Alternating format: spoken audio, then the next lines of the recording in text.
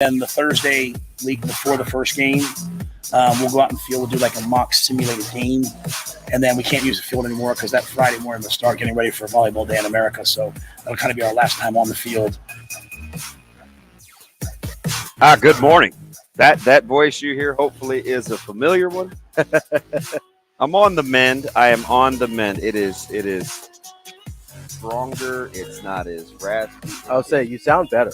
You cracked a few times during practice, but as we get game week, a lot more a lot less install, a lot more fundies, as in fundamentals. By the way, opening week, man, best. What do you want to say when you want to say happy opening week? That's right. To the high school folks starting their season.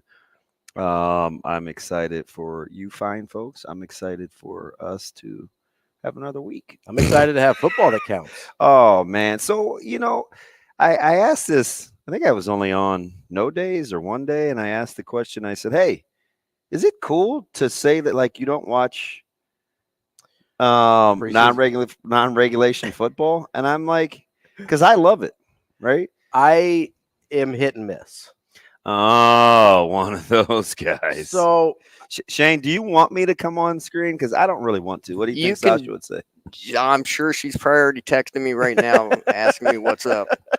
Live from H&A Chevrolet studio. This is Coffee and Cream in the morning. Thank you for being a part of what we do. YouTube TV, Twitter, AM 590 Omaha. AM 590. We'll be on in Lincoln at 9 o'clock, and KFOR. That is my partner, Ravi.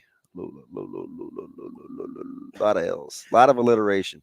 But yeah, so you're not I'm not like a diehard preseason guy. I usually have it on, at least. I'm paying, I call it baseball level attention, which means it's kind of background for me. I mean, I kind of expected that you were like an NFL preseason, like real. Well, if I watch NBA Summer League, I can certainly watch. See, I do watch NBA Summer League. Yeah, that's even worse. It is. It's NBA Summer League is considerably worse than NFL preseason. That's correct. Those players in preseason are much closer to NFL level than NBA Summer League players are. So that's totally fair. But usually, I won't watch all of NBA Summer League either. I watch the guys that I'm interested in, and that's kind of how I pick and choose with NFL preseason too. There's like rookies I kind of want to see for the first time. There's a QB battle I'm interested in, that kind of stuff. Yeah, I will tune in for that. I'm not watching blank slate though. Okay. Is that fair? Yeah. I mean, I'm not going to chastise you.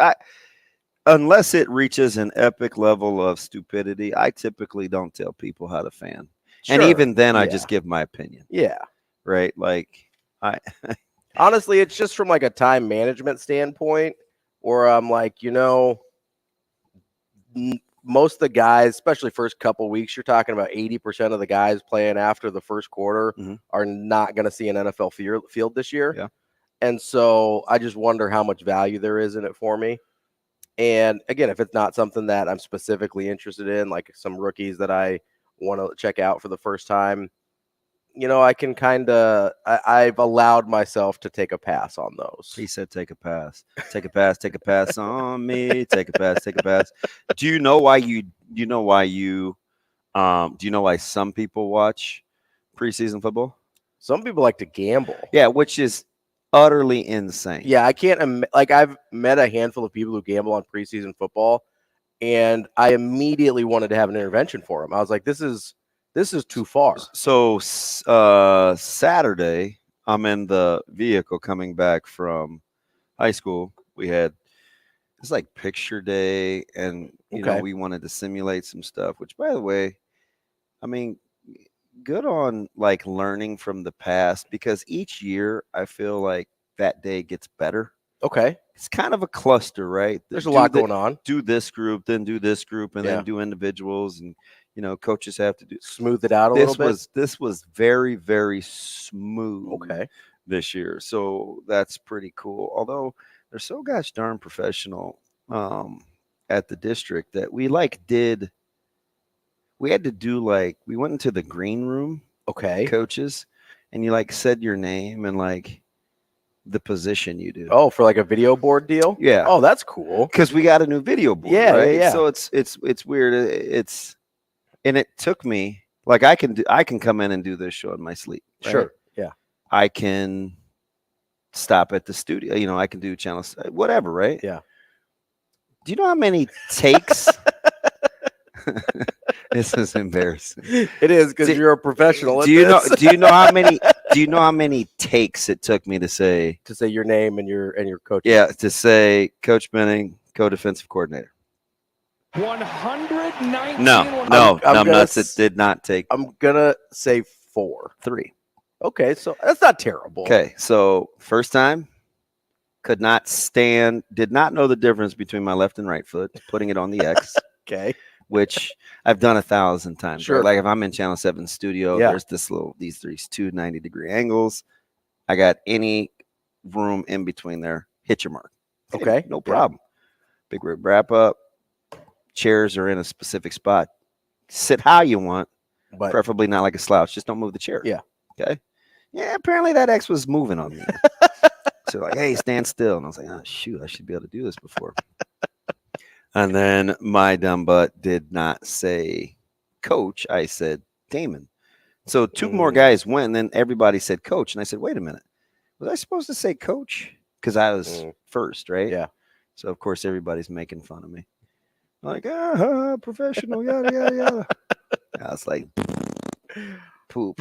But anyway, that's gotten a lot better. But, yeah, so I'm in the car coming back, and they're like capping the Chiefs game because for whatever the reason, it was news all day Saturday that Mahomes and Kelsey in this offense was supposed to get a couple of series, if not a quarter. okay. I'm like, why are we talking about this? Like, I did think it was surprising that Mahomes was supposed to play a while. Yeah. It turns out he didn't. But anyway, to land the plane. And they're like, yeah, you know, you got to be salivating over the Chiefs getting 1.5 points. And I'm like, salivating in the it was just weird, right? So it's like a 9-minute drive on the way home. I was like, man, that's crazy. That's odd. Okay. Yeah. So what happens? Saints get out 14-0. Mahomes only plays 1 series. Yep. The Chiefs inexplicably, with the Saints having 1 timeout and the ball with 50 seconds left, the Chiefs throw a screen. Oh, no. It gets intercepted by a D lineman. No. They're up 1. They proceed to lose 26-24. I'm not a mathematician, but do you know how many points that is? That's 2. 2. That is more than 1.5. Right. I was like, I immediately went back to being in the car the day before, and I'm like, number 1, this is why people investigate things. Yes. Yeah. Number 2, why did you guys spend an 8-minute segment on the Chiefs Saints yesterday? Preseason line. Going 3 deep on who the Saints would play at quarterback to give them the and I get it. There's going to be some people that are like, man, DB, that's how you do it. No, that's how you guys do it. I gotta you say, see who the backup. No, that's how you guys do it. I'm watching for a couple of things: rookies to have impact, and what Huskers are out here balling. Sure. Yeah, absolutely. And it was not a bad day for Nebraskans yesterday. It was cool and Saturday earlier in the week to see Adrian Martinez play well. Yeah. That was a lot of fun. But, I mean, here's the thing with that Saints-Chiefs deal, though. Even if those guys played a quarter, you still have 75% of the game with people playing that you have no idea who they are. Oh, I know it. And letting your money ride on that. I just was like, you just shake your head. I can't do it. So I watched, it was one of those weekends where I tried not to leave if I didn't have to. Sure, yeah. It seems like every weekend's like that, but it was a good little Saturday. Nebraska scrimmage. We'll get to that. A lot of coaches in attendance. Yeah, it was MCI, friends and family. Okay, actually, not so many friends. Yeah, MCI, that is a deep cut. I know, right? It's old school. There are a fair amount of. I was a little surprised. Really? At the number of high or low? High. Okay. But not there.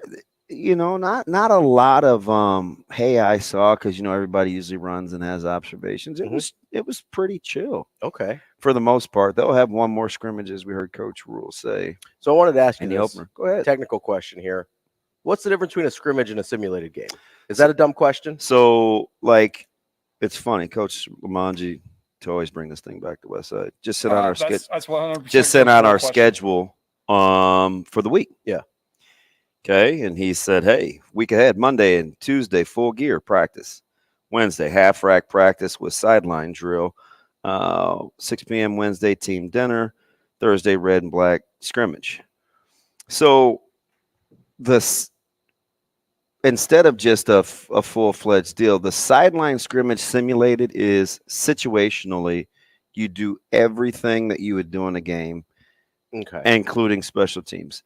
So you simulate 3rd and 1, okay, getting big packages on the field, or so rather than just allowing the game to play out like it would in a scrimmage, you have specific. Hey, we want to practice this many goal line situations. Sudden change defense. Get your red zone. Get your goal line defense out. So it's not like turn the clock on, let it run, and you play the game. You are situationally trying to get everything done. Hey, kick return, get ready.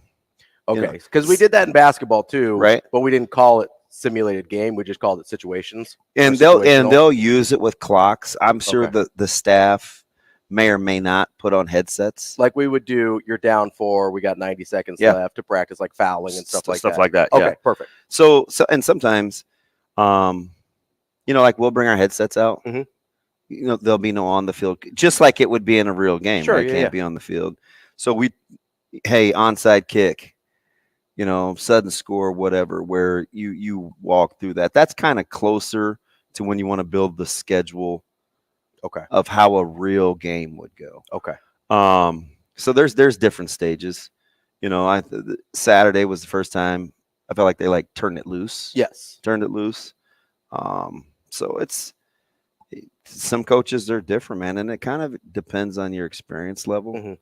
But he's been very much. Well, you tell me. What have been your thoughts of the staff as they've taken the podium this last week? It's always fun. Do you have a vibe? Maybe not of the whole staff necessarily. I definitely, we talked about this on the podcast last week. Definitely was getting some vibes off of Rule last week in terms of him trying to get his message across. Last week seemed really big for that. Whether it be we're riding with the real ones, I'm not changing who I am in the week to win a game, the 90% versus 10% guys.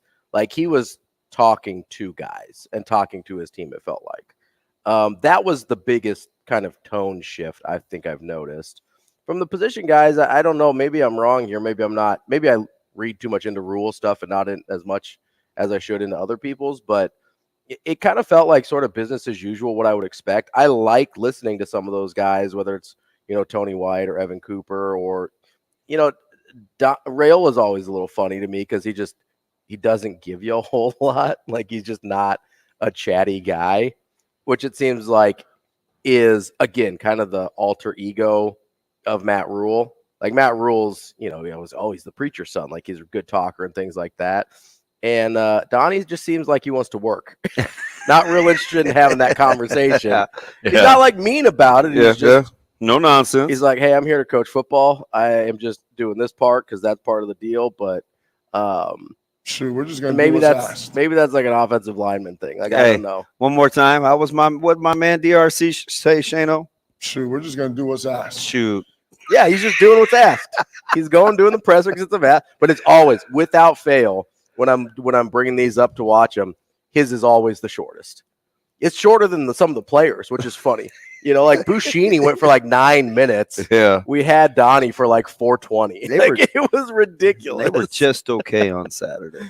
Yeah. Yeah. It's kind of just kicking game. That's Rule brought that up. in his presser, he's like, the kicking game's got a long way to go. Defense is way ahead of the offense, which I don't think should surprise anybody. I mean, that's kind of what we've been talking about, right? Like, if this team is going to be good. Well, I don't know. I mean, maybe.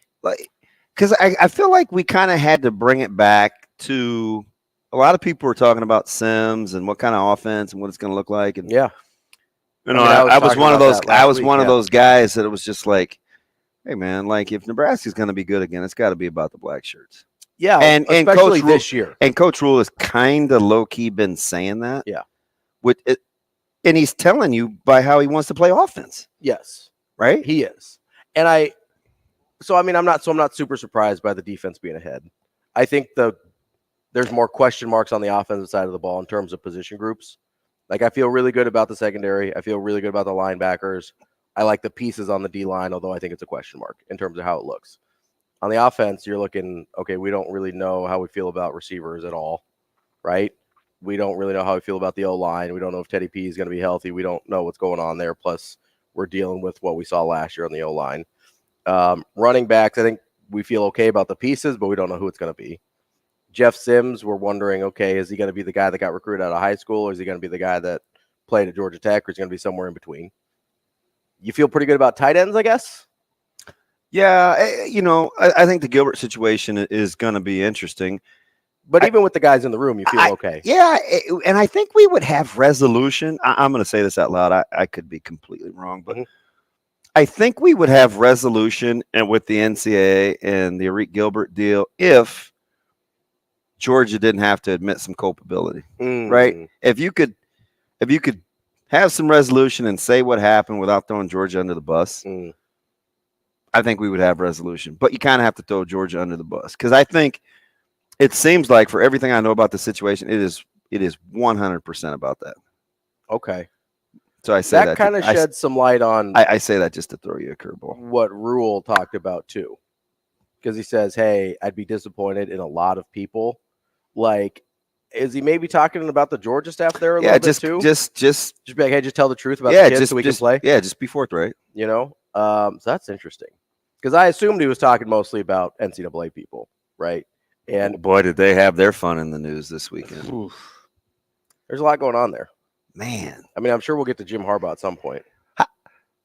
Okay, I got to say this though. I should probably say. I just want to say, how do you come out with a statement?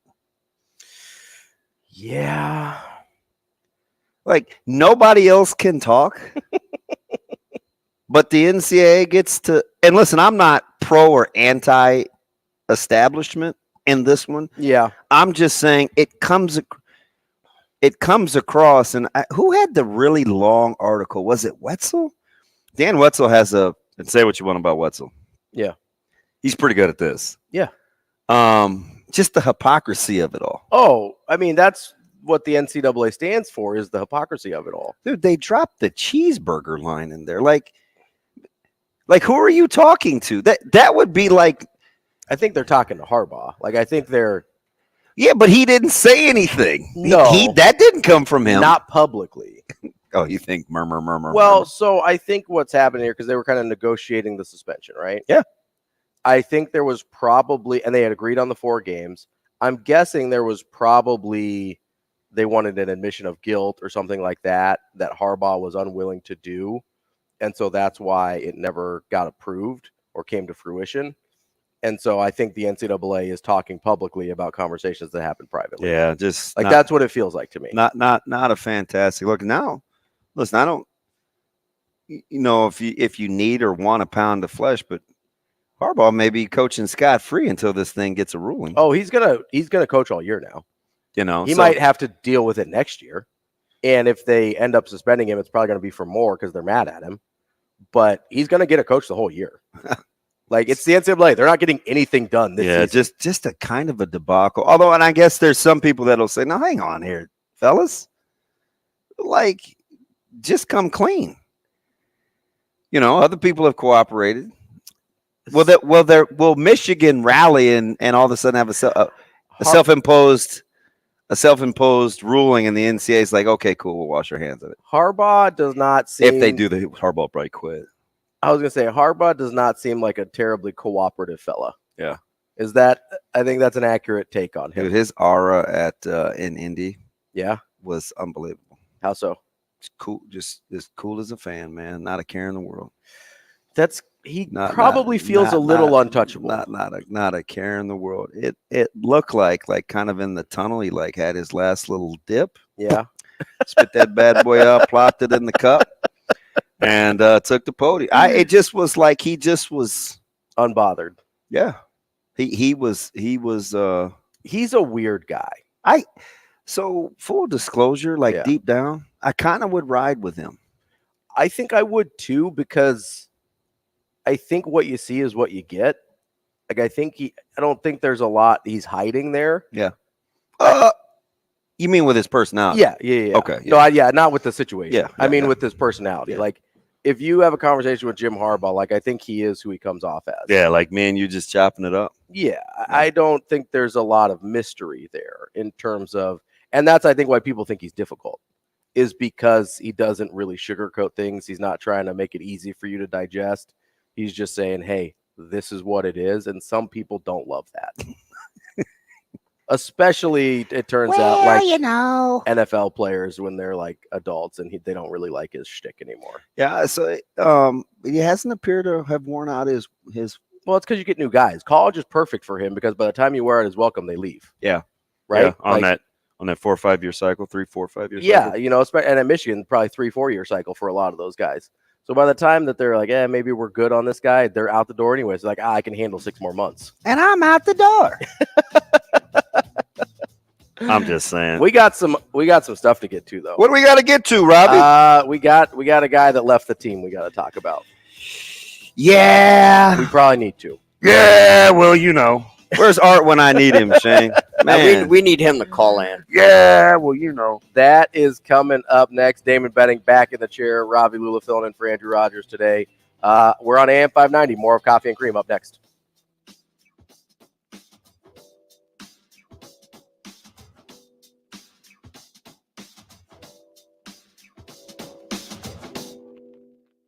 Rogers and Benning will be back in 5 minutes.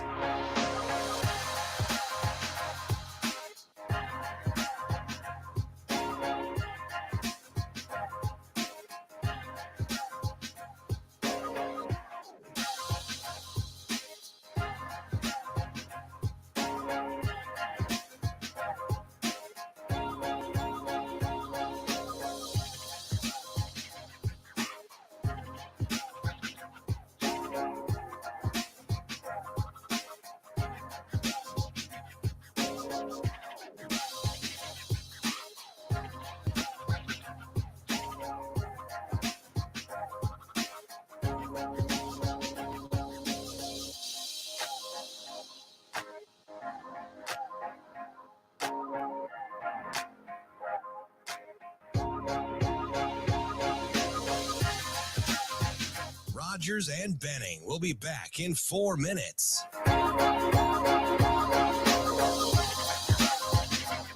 No, I just read his thing. That's just came to me as head coach from March on it. So caught me by surprise, but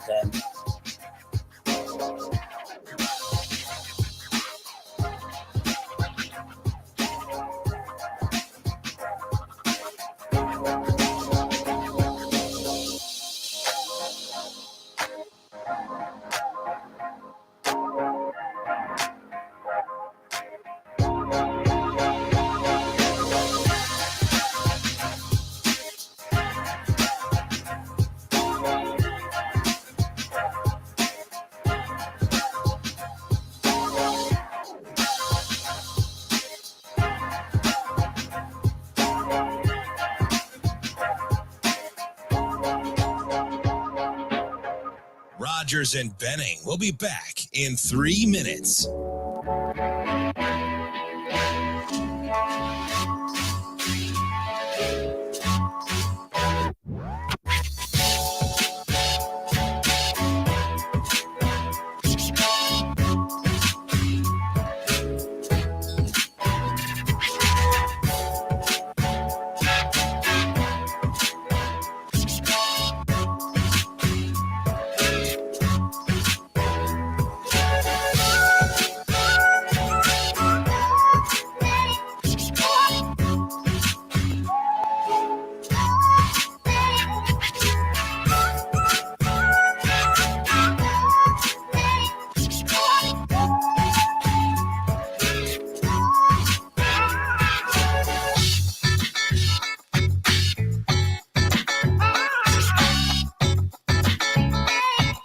Rogers and Benning will be back in 2 minutes.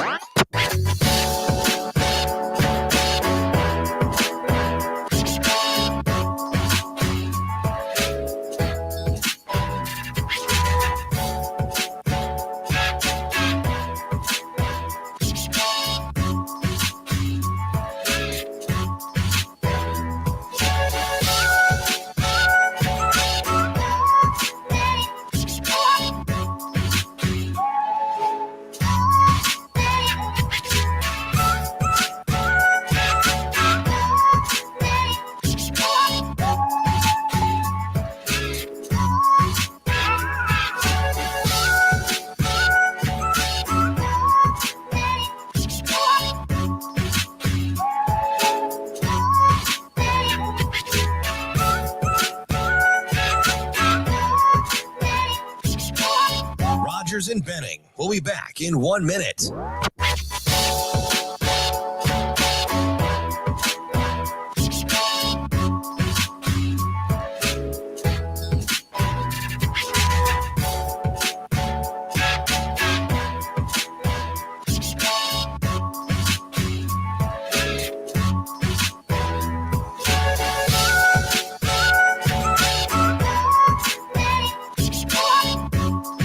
Rogers and Benning will be back in 30 seconds.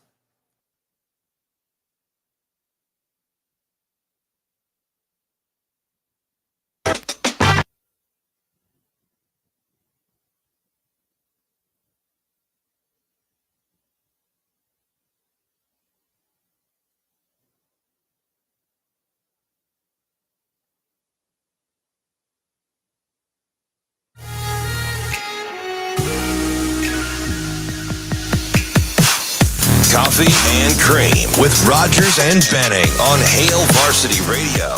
No, they're just what I just said, guys. Just, just came to me and said, "Hey, coach, my heart's not in it." So caught me by surprise, but, he's done a lot to be in this point. But like I said, just, I don't know what's going on in his life, in terms of what led him to that. But just wants to go do something else. And so he was doing great. No issues, no problems, nothing off the field. Just doesn't want to play football anymore. Welcome back to Coffee and Cream. I'm Ravi, Lulla, Damon Benning here with me, and we're brought to you this morning by Dingman's Collision Center. They've been in business for over 25 years. DB, 25! Family-owned and family-run local business. They invest in the latest technology to stay up to date so they can work on everything from Fords to Teslas. 4 locations throughout the metro area, along with a standalone mechanical shop at 120th and Maple, nice and centrally located for everybody there. Voted first place best of Omaha for 18 years running. Those are our friends at Dingman's. Wish they helped me with some rim rash. Yeah? Man, listen. I'm coming down 108th. Okay. Right, I'm going from L to center. Okay. Right? You pass West Campus at West Side. There's the little neighborhood. There's Rockbrook, and then there's Don. And Amelie's. Okay. This, I have to be careful because my mom may be up and listening. But hey, Mama Benning. Right. There was someone close. Oh, I just clicked myself off. There was someone close to her age range, I'm guessing. Okay. She's west on 108th, so she's coming out of Rockbrook. Okay. And she is turning to head north. Okay. On 108th. She comes over 2 lanes and there's a little construction. She leaves me no room. So then I laid on it and I'm as close to the dance. There's a little dance studio there. Man, that thing kind of like scrapes the deal. So I look over and I roll my window down. Yeah. And I see she's can barely see over the dash and she has gray hair and glasses. And I was like, oh my gosh, come to your senses. Listen. And this lady just gave me the slow motion look. Turned back and faced to go drive. And she left me speechless by not saying anything. I was livid. Oh yeah. You got to have the common courtesy to at least acknowledge what happened. Like my bad, pull over, something. Yeah, because it's the we'll use victim here, but it's the person that something happened to that gets to say, nah, we're good. Yeah. The person who did the thing doesn't get to say, like, we're good here. Yeah. That's not how it works. It was a V, a letter's in the middle, I, 575. Now, there's 26 other choices for that middle letter, but man, I just locked it in my memory. I was like, man, that's really what we're doing today. I couldn't believe broad daylight. It's like 1:40. Like, what are we doing? But anyway, yeah, it's par for the course. Nice shoe game too, man. I like the pink. Oh, thank you. Yeah, these are the old school Iversons. The Iversons. So most of my shoes, you'll notice, are basically things that were really popular when I was a kid that I couldn't get. Okay. So that's my shoe game. Yeah. Mike Sauter. It's basically just childhood wish fulfillment. Yeah. That is like honestly, not just shoes. It's like half of what I buy. Really? It's just childhood wish fulfillment. You do because you can. Yeah, exactly. I'm got a little Tommy Shelby in me. Like, we do because we can. Oh shoot. So I was the weekend before we get to before we get to our young Zave. It was good. It was my birthday on Saturday. Happy belated. Thank you, sir. Turning the big 36. Is that it? Yeah, 36. I'm an old soul, Happy as birthday. people tell me. So I think that's just the nice way of saying I'm a bit of a curmudgeon. Yeah. 36 was about when I started to emotionally get my act together. Mine was 30. Yeah. About 30 is when I started figuring my stuff out. 30 was not for me. It happens for everybody at different stages. Yeah. But no, it was good. So you were asking me off air what I did, and I was like, you're not gonna believe me because it's pretty like out of character, I think, for me. It's not like a strip club or anything. Don't worry. I wasn't. Do they have those here, Shane? I think over the river they do. Okay. Through the woods. I don't know that. To that other grandmother's house who can't drive, we go. God, I hope not. No offense, Bo. No, she doesn't drive a ton, so that's why. I'll say you go pick her up all the time, right? Yeah. Yeah. I mean, it seems like every day yeah. I'm talking to you, like, I gotta go pick her up. I gotta check on her, man. Like I get it. And plus, she's like my emotional buoy. Oh, sure, yeah. I think your mom and my mom are very similar. would hang. Yeah. Neither mom would be a tough hang. No, I think they are similar, and I think their like relationship in our lives are pretty similar. Yeah, too, respectively. She's been blessed with the gift of like exhortation. Like she'll build you up. Yeah. Sometimes when she tells you the truth, it'll hurt your feelings. But sure, yeah. Once I got to be like 45, I started to get over it. You're like, I can do it now. There's this article, and she's like, oh, that's great, good article on Caleb on. Oh, good job on, whatever. Any edifying, build people up. Yeah. Edification is totally her thing. So you're out with your. Yeah. So, are you coupling it, or is it just the boys? No, this is a mixed group. You have the friends where sometimes they could bring their girls and sometimes they can't. Well, it's both, right? So some of them are just friends that are girls, some of them are guy friends. Like we have a kind of a group of people, and so we do this thing that we like to call Jukebox Day. So we like go find a dive bar in like the early mid afternoon where it's pretty dead, and we kind of just like take over their like little touch tunes or AMI or whatever, and kind of have our own little party there. But after like an hour of drinking, it kind of morphs into like almost a little bit of a karaoke day. I could see myself falling into that. Yeah. I would not plan for that. So because I actually have the app on my phone. Do you? Yeah. Like, so it used to happen organically. Like this is a group that we would just go hang out with sometimes. And we're all pretty tight, but we had so much fun doing it for a few times. It's like, we should just plan on this being our thing. Yeah. And it kind of turned into that. But originally it was organic. Have you noticed that some touch tunes, they're not all created equal? Oh, 100%. Yeah. So you got your two major companies. You got your touch tune. You got your AMI. Yeah. We were at an AMI establishment. I don't know AMI. Who's AMI? I don't know. It's just the name of the company. Okay. I don't know what they just have different. They're just a different I was vendor. 49 years old when I learned that. Do you do that when I learned that today? Oh yeah, I was today years old. Yeah. Yeah. That's what. Yeah. See, Yeah. I need the cool kids to help me out. Can I tell you a funny story? Yeah. Real quick before you absolutely. do the birthday thing. Since I was today years old. Yeah. Over the weekend. Okay, I'm a big mouthwash guy. Mhm. So I have the scope picks, and I'm particular about toothpaste, and I'll experiment with mouthwashes. Mhm. Like I've had clear, I've had purple, I've had, whatever. Mhm. So typically I gravitate towards scope. Okay. I much prefer the variations of scope over blisterine. Okay. Because it seems like all blisterine tastes the same. Okay. So on a humbug, because it was cheap, and I hear it's pretty good, I got Act. Okay. Shane, is it Act? I think that's right. It's I don't know. or is it plural? Well, I know you don't know anything about No, I think it's ACT. I think it's AC, it just ACT. any oral hygiene. It's ridiculous. It's an Iowa thing. And yes, I did tag that with hygiene. Freaking bats. Stop.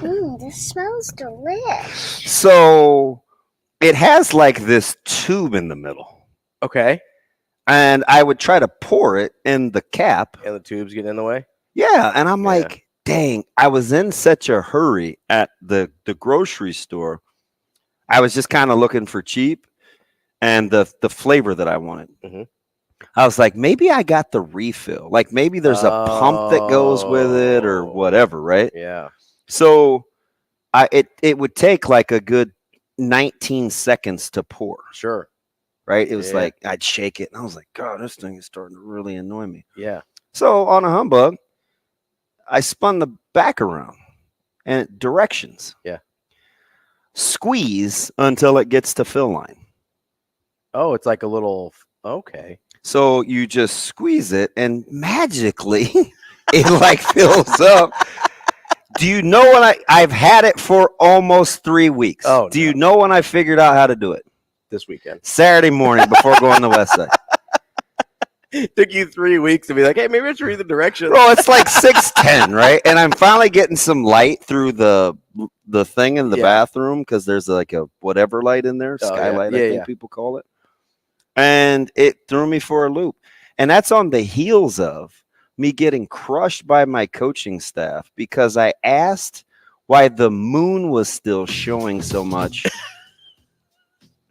No, I'm dead serious. I asked why the moon was still showing so much In the morning. at 6 o'clock. It just does sometimes. Listen, one of my I'm sure coaches, there's a science reason. But one of my coaches, Zach, there is, and I have a science teacher. So somebody hit me with a Galileo comment, and then the other dude, Zach, my other coach, goes, "That is such a city boy question. I'm disgusted."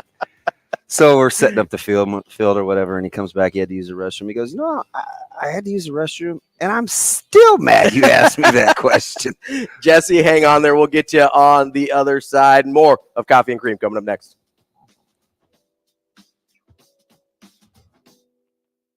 Rogers and Benning. We'll be back in 4 minutes.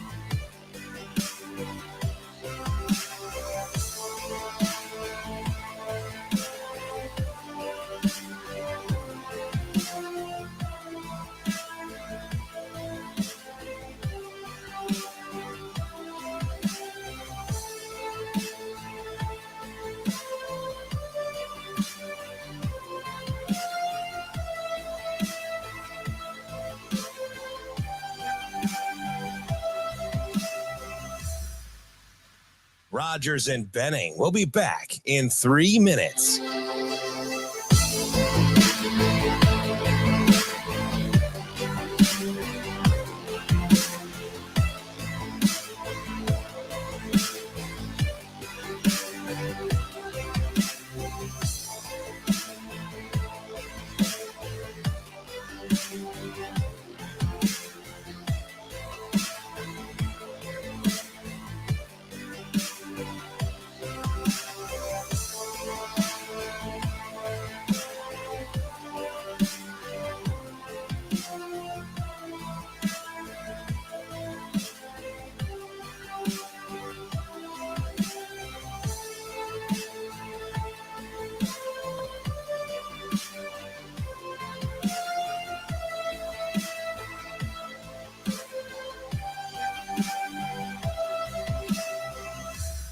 Rogers and Benning. We'll be back in 2 minutes.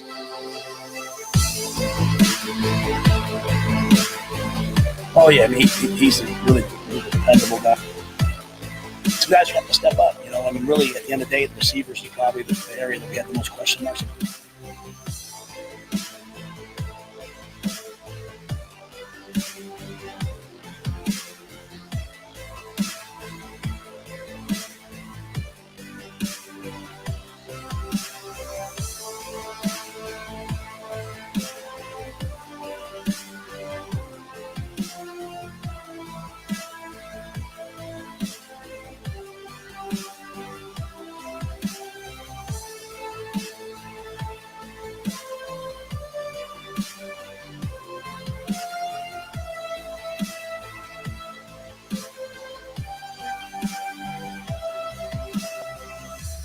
Rogers and Benning. We'll be back in 1 minute.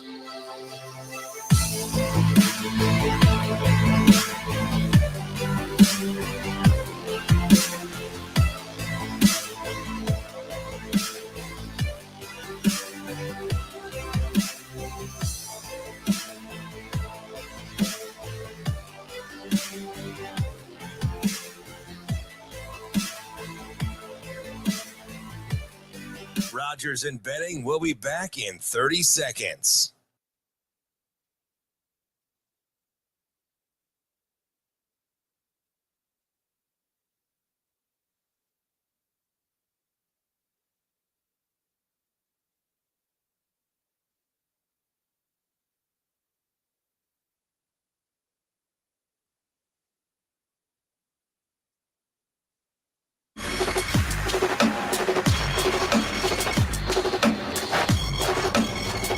Coffee and Cream with Rogers and Benning on Hail Varsity Radio. Some guys are going to have to step up. I mean, really, at the end of the day, the receivers is probably the area that we had the most question marks about. This obviously leads to another question. We're out there today. We don't have Marcus. We don't have Isaiah. So it's a chance for some of the young guys, right? And, talent-wise, I'd say Jaden Doss, Josh Fleeks, and Malachi are all able to play. It takes a lot to be able to play as a freshman, and they have to make a decision. They're going to put the time in to really learn. So we have guys who can make plays. A lot of guys, we have enough guys to win with, but someone's going to have to step up from that young group to help us out. Welcome back to Coffee and Cream here on a Monday. Ravi, Lulla with you. My guy, DB. What up? Shane Schillerberg's over there doing something. Do you have any coffee this morning? I didn't have coffee. I had my little energy drink today. I'm gonna hook you up. I just as the Beanery, huge sponsors of the show. Obviously, Coffee and Cream, man. We need the Beanery. Absolutely. Check the old balance. I don't know how this works. Again, go ahead and make. I shouldn't even say this out loud. But all of a sudden, the card was loaded. I thought you had to go pick the cards up from the establishment because they take care of the of the on-air, I say talent loosely, the on-air talent. And it's you look and it's oh my gosh, there's X amount of money on here. Okay. How did that happen? Well, they can digitally reload these things. Do tell. Well, so, because they don't have the card in hand. No, but if they have the card number, then you can do that virtually. Okay. So basically the card number it'd be the same thing as you giving your card number over a phone or over the internet to pay for something. They could refund that money if you needed that money back. So if they have your card number for your little Beanery card, so why was was I operating and not in the know? Why would I go to the because remember one time I went to the location, these two nice people on there, they were younger. They just could not find the card. Do you think that was a day that it was probably loaded and not an actual physical card? Maybe. It's hard to tell. I may have been in the doghouse with Chris. Yeah. And so he probably was just giving me partial information. Giving you a hard time? Yeah. He's like, man, I'm going to give this little dude to run around. Nah, I'm just serious. Yeah. Usually you can load those things virtually now if you've got the card number. So I'm going to bring you, hopefully it'll still be cool. I want you to try the apple smoothie. Okay. Yeah. It's pretty lights out. That's interesting. Yeah. Zoe had peach yesterday. Yeah. And for whatever the reason, it took her all day to drink. In the freezer, out of the freezer, in the freezer. Daddy, can you shake it? Daddy, do the thing with the straw where you get more juice. Hey, how about you just drink this thing? Okay. How about we just That's from 10:20 this morning. So we appreciate the fine folks at the Beaner. I'm sorry. I'm gonna have to go try those out. Maybe I'll do the apple. Yeah. Do you like apple? I do. Yeah. Yeah. Big apple guy. Apple pie. Big apple pie guy. Did you have any apple teenies or? I didn't have any apple pie shots, although those are pretty good. Yeah, I have testosterone. I don't get into that. I'm fine with it. I had a I make fun of the most manly of my manly friends, right? He runs a feedlot. He's a grain guy. Yeah. Could like fix like combines. salt of the earth guy. Big cock strong dude. And Yeah. I was making fun of him for having a margarita. And Oh, I love margaritas. Margaritas are good, man. dude, I think that's ridiculous. Man, they're good. Man, All right. To each his own. I had a tequila sunrise on Saturday. Why would you dilute good tequila? Oh, well, I wouldn't say this was good tequila. Was it Montezuma? No. Yeah. I made him give me Patron because I'm not drinking well Yeah. tequila because well tequila is brutal. No disrespect to Pat Ron. It is highly overrated. No, but it's fine with a mixer as the mixer. Yeah. I'm not going to sip on Patron, but it's a good mixer. Like it's a good mixer quality level. I think T.I. made Patron famous. I mean, rappers did for sure. Yeah. Who's my guy with the bad eye? 1738? Lisa Left Eye? No. Oh. R.I.P. Or Shane. what I'm what asking happened? Shane. I'm like, hey, what's up? Hello. Oh. Fetty Wap? Thank you. He's got bad eye? Dude, you haven't. Yeah, he's born with it. Degenerative. Oh, well, that's a bummer. Yeah. So that's how I feel about 1738. Highly overrated, but Oh, I'm not a big musicians like made that famous. Yeah, no, that makes sense. Yeah. Speaking of making Yeah, people do- famous, let's get to Jesse here. Do you think Jesse plays Tennessee whiskey? I don't know, maybe. Jesse, what do we got? You said you want to talk about jukebox. Yeah, man, I've been on the line for a while. So. Well, you know, sometimes Damon gets going. Oh, fuzz. Hey, I'm blaming Shane. He could have just hung up on me. don't No, blame Shane. driving around town. Come on, he probably thought we were going to get to you sooner. That's my bad. Jesse, that Kermit gif was 1,000% true. Dude. I couldn't believe it. Yeah, no, I give it to people though when I drive around them when they're going like 25 down center. I'll give them the Kermit. They're like, "Are you serious right now? Like, why are you even in your car?" Let's be honest though, is Center the worst of the main streets ever in terms of trying to get someplace in a hurry? Oh my god, I don't even mess with Center. Dude, nobody in this town wants to get in their car and get anywhere. Like, they just want to get in their car and just mosey. It's weird, really weird. Every day So, Sunday. anyway. What's up, man? Yeah. Well, it's it's old now because y'all were talking about jukeboxes like 45 minutes ago. But I just wanted to chime in with a complaint. There's a certain establishment in town, like you were saying, they're not created equal. Correct. One of my favorite things to do. One second, hang on, I'm at the drive-thru. Thank you. That's how you know Jesse's a veteran. He just put us on hold. I'm gonna put you guys. I need to put the radio show on hold real quick. Speaking of which, man, hey, Panera is not a sponsor of yours, are they? No. Okay, they should not have a drive-through because, like, you might as well just go in and sit down because you can't. Like, they got to make a whole meal. Anyway, Can't you just call ahead and just walk in and pick it up? you could, but man, I ain't getting out of that car. I'm waiting on you guys. I'm in the store. Come on. Just throw us on the app. Put it in the headphones. Oh, Let's go. Come shoot. on. So are you going to say this establishment or just give me the no, there's so many. Okay, you don't have to say, but get back Anyway, to so go. I'm that guy on the jukebox. I like to play songs I like, but I also like to play songs and then just look around the place to get a reaction and see what the reaction is. Okay. And one of my favorite things to do. You guys remember that Lord Tariq and Peter Gunn's Uptown Baby? Uptown baby. Yeah, yep. So the beginning of that song is exactly like I think Shakira's biggest hit ever. It's the same. It's exactly the same with the horns going. Yep. I put that thing on and I look around the bar and all the girls are excited. They're like, "Oh, here comes Shakira," right? And then, boom, you hit it with Lord Tariq and Peter Gunn, and they're like disappointed, mostly because they'd never heard it before because they're all young. But yeah, I don't know. The little things in life, I get a lot of pleasure out of disappointing people in that regard. But also, that song's a banger. So. Oh, Jesse, we appreciate it, my man. Okay. I'll be honest. So we have Our the thing that we dislike the most is every once in a while, because when you're going to dive bars, you're kind of going in non-peak hours to be able to take over the jukebox. Is sometimes you've got a crowd in there that kind of like you were talking about is like trying to drink alone a little bit. George Thorogood. Everybody, look, I'm Team George Thorogood. So I drink alone. Every once in a while, we call it we got too many divorced dad vibes in the bar. So that was, hey, that was me. That's why I started doing it. Shane, get this guy out of here. That's exactly why I started. And so we're in there, and like everyone's like, we're trying to play some like fun music, we're having a good time, and they're like play now, like the skip to the front with like freaking Keith Urban. You'll think of me. Yeah, like that's why I started to like that song. Like Full disclosure. I said, with some depressed dad songs and stuff. And it's like no hating on them, but I need you to. Oh, no offense taken. I need you to go home and drink by yourself like a normal person. Oh man, it's like who's playing Keith Urban and Rihanna? How about a round of applause?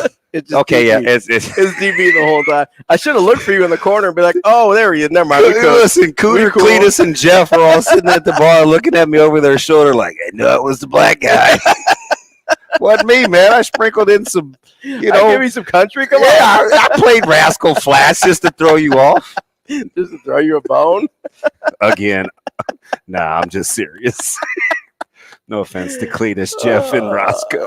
Yeah, and no offense to divorced dads out there. I know you need some place to drink. It's all good. Yeah, man. Honestly, I feel wrong with you. I feel a little bad sometimes because like we totally ruined their vibe of like I'm trying to drink at this dive bar by myself. But I think sometimes we bring them a little bit of joy too. So the dive bar that you went to off air, yeah, I told you used to be owned. I don't know if he still owns it, but was a huge Creighton fan. Yeah, I didn't know that. And he wasn't from here, so he had this thick accent. Yeah, and I remember the first time because we used to live over there. There is still a Creighton jersey on the wall, so maybe it's the same guy. Not like, and he had this thick accent, and he was like, I'm not gonna do it because I still probably for the best. Yeah, I still enjoy my job.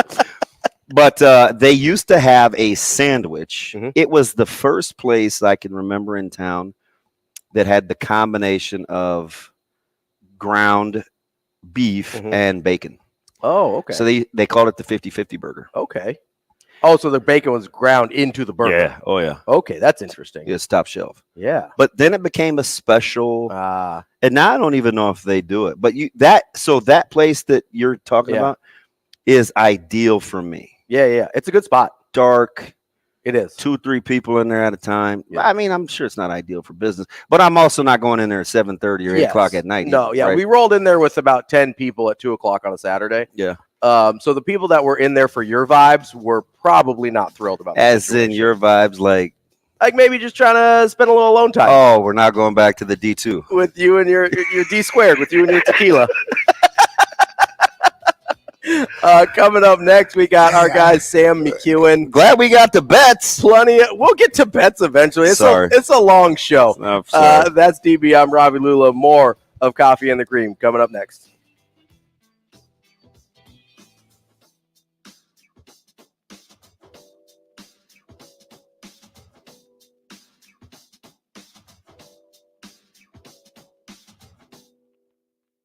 Rogers and Benning will be back in 4 minutes.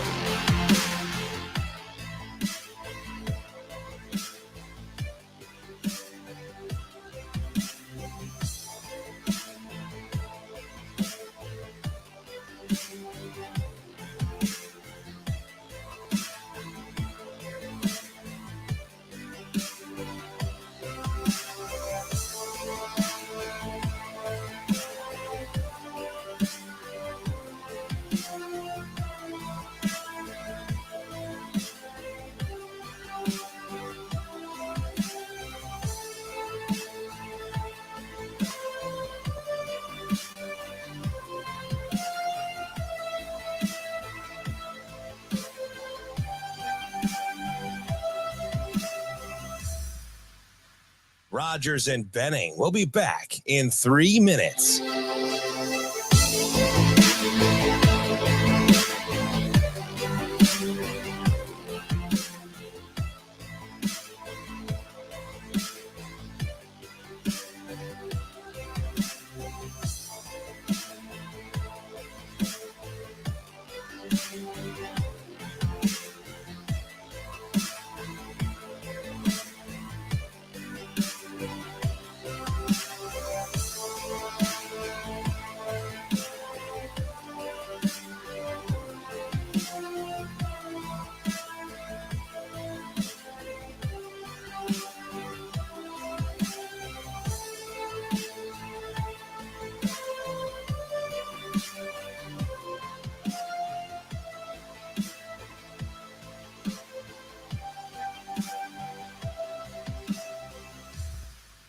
Rogers and Benning will be back in 2 minutes.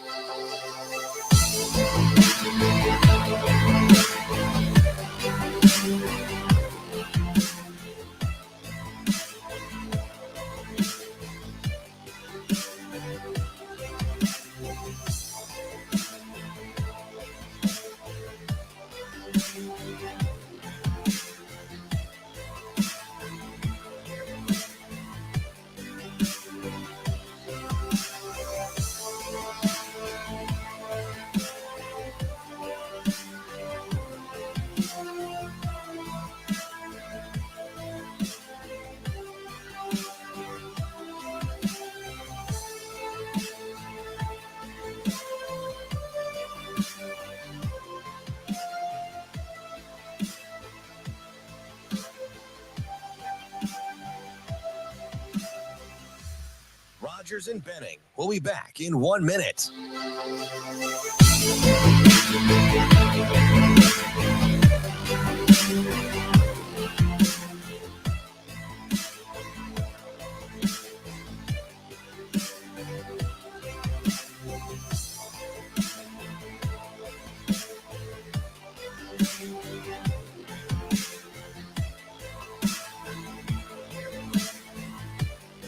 Rogers and Benning will be back in 30 seconds.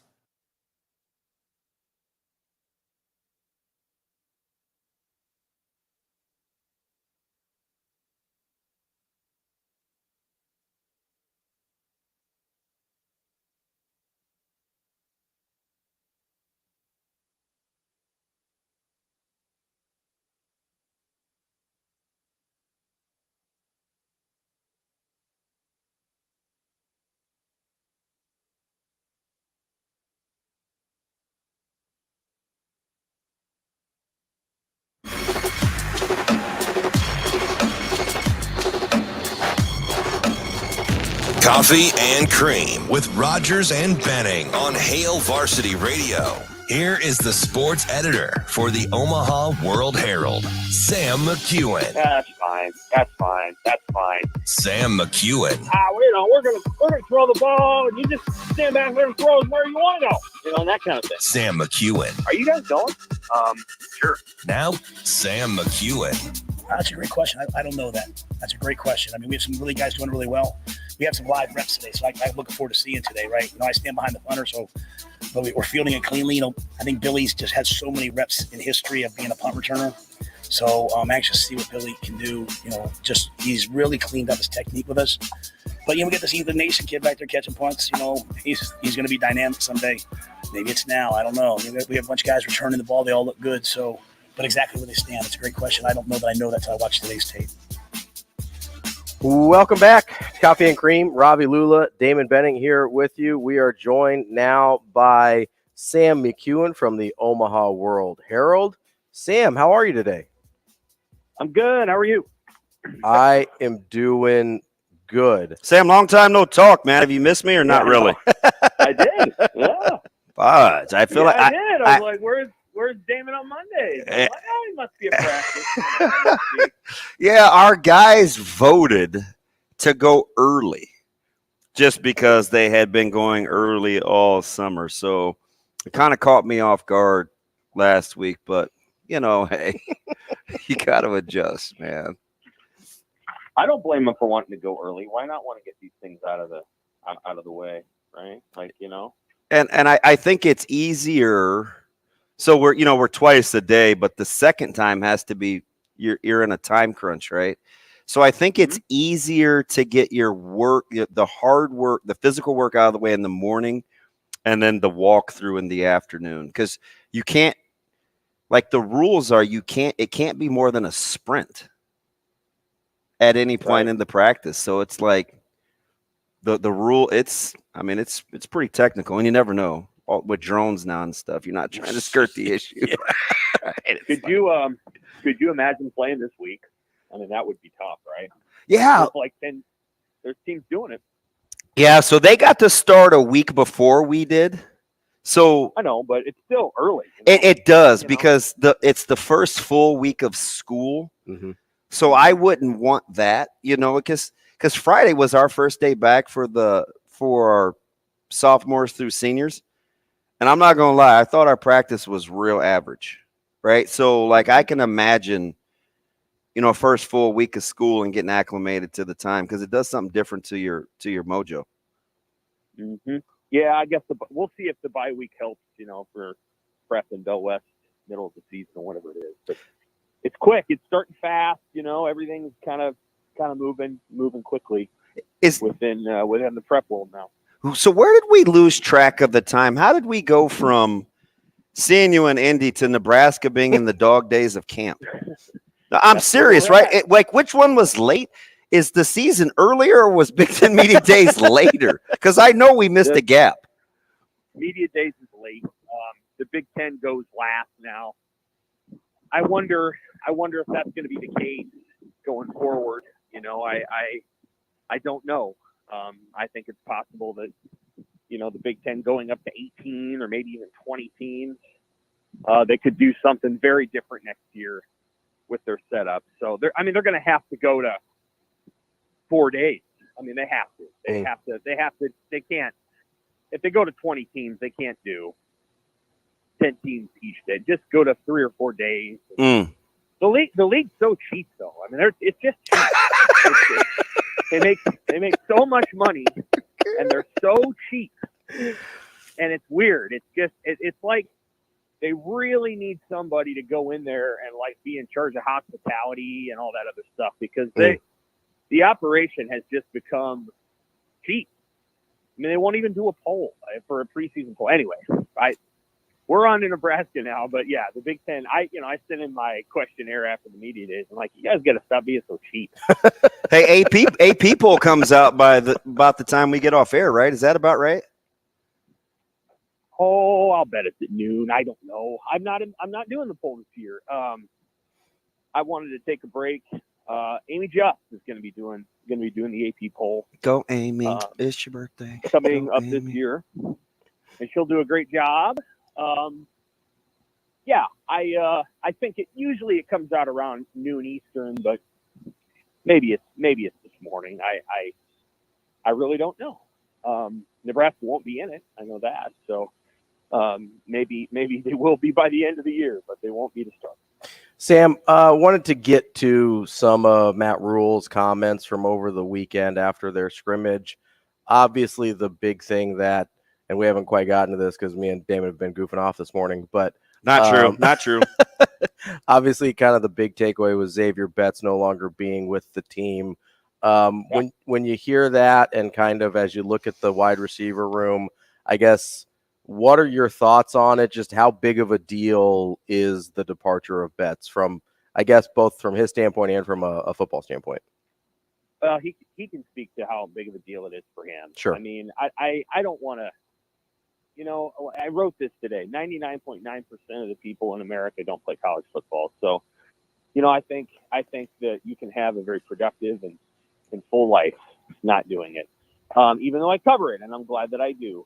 So I wish him well, and I'm sure he'll be just fine. As it relates to the team, yeah, I think it's a loss. I think it was always going to be a 2-year conversation with him. I think it was going to take him a year to acclimate back and get back to things, and maybe he would have had, 20 grabs this year, something like that. Now that he is gone, it just puts more stress on the receiver position. I think, obviously, they don't have anybody with Zavier Betts' talent and experience at this point. Zavier, obviously, probably the most talented player on the team in terms of receiver. So he's gone. So now you got to rely more on an Alex Bullock, who I think is probably pretty talented. Ty Hahn. Don't know a ton about him. I know he was good in high school. Hasn't done a lot at Nebraska. Some other guys that are in the program. Obviously, Billy Kemp will be the number 1 receiver. Marcus Washington, it will come back and he'll be fine. Isaiah Garcia Castaneda.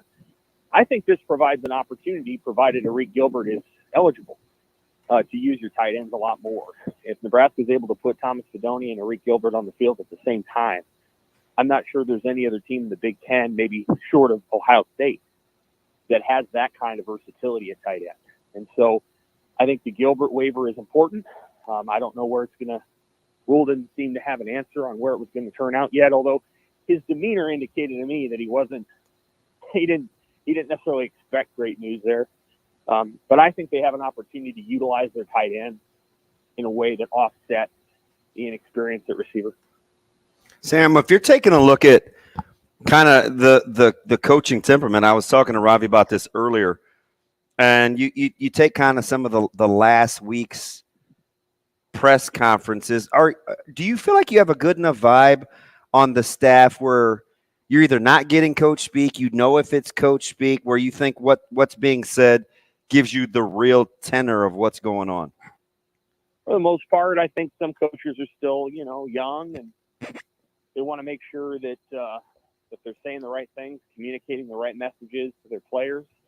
I do think it's inevitable that you get coach speak from coaches, right? So you're not, that some of what they say is designed to be a message for their players, designed to be a message for the fans, maybe even designed to be a message for their boss. And so, you have to know that some of what they say is a byproduct of that. They talk a lot about consistency. They talk a lot about dependability, learning the playbook. I mean, Matt Rule said now multiple times that the young receivers have to learn the playbook, and that it's hard to be on point right away. He's right about that. Mm-hmm. There aren't a ton of receivers that are able to do it. I think they knew that going in. I think they hoped they were going to have more players available to them than they do. So, he's talked about that. I'll be intrigued to see who the number 2 quarterback is. I'm guessing they'll just go with an or next to Harburg and Purdy's name. I doubt they pick one. But maybe I'm wrong. Maybe they'll have a true pecking order. They seem to like their running backs. I think they feel about as good as they're going to feel about the team, not knowing how they're going to respond at Minnesota. But that's the great thing. I mean, the real test is the 3 hours at Minnesota. How do they play? And not just do they win the game or do they lose the game, but do they achieve the things in the first game that you want to see them achieve? And do they play in a way that you can carry so many things forward to the next game that are good? So I think that's probably the part that Rule's most excited to see is how his team handles that first exam. And the second exam against Colorado, which is a weird opponent. It'll be hard to know exactly what they're going to do. Probably the true mystery team in college football. You do not know how they're going to come out and play against TCU. Nobody knows. And so Nebraska won't know until they watch that game that Saturday what team they're really going to face. So they've got 2 tests right off the bat that'll be really interesting for them to go through. We're talking with Sam McKewon, sports editor at the Omaha World-Herald. Sam, we talked a little bit about some of the specific pieces on offense. Rule said the defense is significantly ahead of the offense right now. Is there a point where you're going to be concerned about the progress the offense has made, or is it a total wait and see until Minnesota situation? Well, I think I've said a couple of times that I think the offense is going to be a work in progress all season. The things that they want to do on offense, the ways they want to play, it really, and I kind of wrote about it today. You're going to have to wait and see how you run the football against a Big Ten defense with your running backs. Can your offensive line block, and can your running backs get yards? I don't know that there's a magic number there, but I'd say if you're getting 150 yards with your running back without having to use the quarterback, I think you're in really good shape in an offense like this. If you're getting 100 yards, I don't think you're in quite as good a shape. And honestly, there were times, last year and in 2017 when they last threw the ball a lot, where they were getting 65 yards. And that's you better have one hell of a passing offense if you're only going to have 65 yards rushing. So much of it depends on, how do you run the football with your running backs? How do you block up front? And then how much are you willing to use your quarterback in the run game? Because there is a relationship between greater usage of quarterback run and greater turnover rates. It's just there's a relationship there. We don't have to. There's proof. So, that's going to be one of the biggest questions of the season, and Matt Rule's going to have to cross that bridge probably every week. And what you hope is that you don't have to cross it too much. Sam, we're speculating, but I'm operating this question based on the fact I think or have a good feel of what complementary football looks like. If Nebraska is who he says they want to be, run the ball, play good defense, have good special teams, how will chunk plays in the offense versus lack of chunk plays in the offense versus having quality special teams have to mirror one another, in your opinion, in this first year, given the personnel that they have? They have to mirror each other considerably. It's really important that when you think about how you're going to get big plays, we can go back to the Scott Frost era. Scott Frost's offense in 2021 produced a lot of big plays. It did. I think they led the conference, right? Yeah. And they also gave up 30-some sacks. And one of the reasons why is because some of the plays they wanted to run were these long ride, long fake, crossing tight ends, crossing with, like Tyreek Hill style routes where Samari Toure is going all the way across the field, and it breaks open, but it takes a long time. And so those were high risk, high reward plays, and your line had to block it. And it's not always easy to block it when they're bringing 5 or 6, and you didn't leave anybody in, or the person you left in can't block the running back, and so that stuff happens. And they had to work through it, and they, as a result, Martinez got hurt. There were a lot of circumstances where Nebraska could get chunk plays with Austin Allen or Travis Vokalek or whoever. They'd get in the red zone and they'd stall out, and then they'd take a sack, and then they'd miss a 37-yard field goal. None of that's complimentary football. I think what Matt Rule has talked about in terms of working with coaches who protect the offensive line, I think that should tell you something about how often they want to allow negative plays on offense. I think they want to really limit those. And in limiting those, they can kind of play in the middle of the field. They can punt. They can play some defense. I think their defense is going to be designed to try to get teams behind the sticks. And so I think they probably hope they win a field position game, and that sooner or later you're able to put together a 9 or 10 play drive, run the football, maybe hit a shot downfield, get a play action, get a guy behind somebody, use those tight ends. I think they're going to be crucial, and kind of play it like that. Again, what you'd love to see is that they would have a run game that's like Wisconsin's run game for however many years, where you don't really have to use the quarterback. You just use your running back, and he gains yards, and it's kind of hard to stop. But I don't know if they have that. I don't know if they have that kind of line, and I don't know if they have that kind of player at running back. I think Gaber might be that guy, but you never know. What about this, Sam? Because this got me thinking.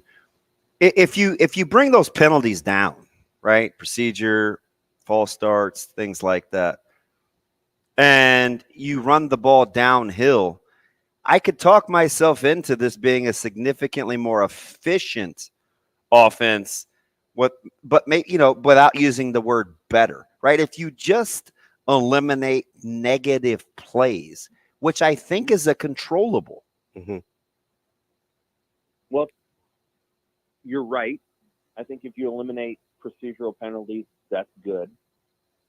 Again, I may be wrong about what I'm about to say. I might. In my experience, pre-snap penalties happen when you have a multiplicity of shifts and formation groups and new players coming in and out. And so what Nebraska intends to do is they intend to use different players on almost every play, right? They're not going to use a lot of tempo. And so they're going to have shifts and formations when they go to the line of scrimmage. They're going to get at times, they're going to get out of the huddle late. They're going to have to move to the line of scrimmage. So they're going to have all those things in place. And I'm guessing it'll take some time to get used to that. They had cut down mostly on their procedural penalties last year. They had some issues in the Frost era, which I chalked up to him more than I did the players, of lining up and getting things right and getting the play in and all these other things. They cleaned it up mostly last year. I think they could have some issues again this year because it's sort of a different system and it's a different setup. You're absolutely right that if you can control those and you can eliminate those, you're automatically putting yourself in a really good position. In this offense that they want to run, I think you have to have, trades, essentially. You have to flip your formations and you have to shift and motion and personnel groupings. You have to find a way to get the defense a little bit off kilter so that when you run the play that you're trying to run, they're not teeing off. So I think you're going to see some procedural penalties, to be honest with you, but we'll see. And maybe we won't. Like, I always think about what is going to be relatively true of the team, and then what do I expect based on what they're going to do, and then like what's the high end of the execution, the low end of the execution. And I feel like I have a pretty good idea of what will happen or could happen on offense. The defense is the wild card. That defense could come out and be so confusing and so dominant. And I'm not saying it's because they have dominant players, but it could be so confusing to Minnesota. Minnesota doesn't really know what to do. And it could be that kind of thing. And then 3 weeks later, they could play somebody, and that team, let's say it's Louisiana Tech. Mm-hmm. And Louisiana Tech has all the answers. It's just that defense it's not a gimmick, but it's different. And it's gonna throw some teams off this year. You're gonna see teams that just don't know what the hell to do. Like Michigan State in 2011 with Kirk Cousins against Bo's defense. They had no idea what to do. Kirk Cousins was a good college quarterback, and they were baffled by what Nebraska was doing. And Nebraska ran one defense all day. So that kind of thing can happen. And I think it will happen 2 or 3 times this year where you're like, man, this Tony White defense is legit. Then there'll be a couple other games where they get run through and you'll wonder what the heck happened.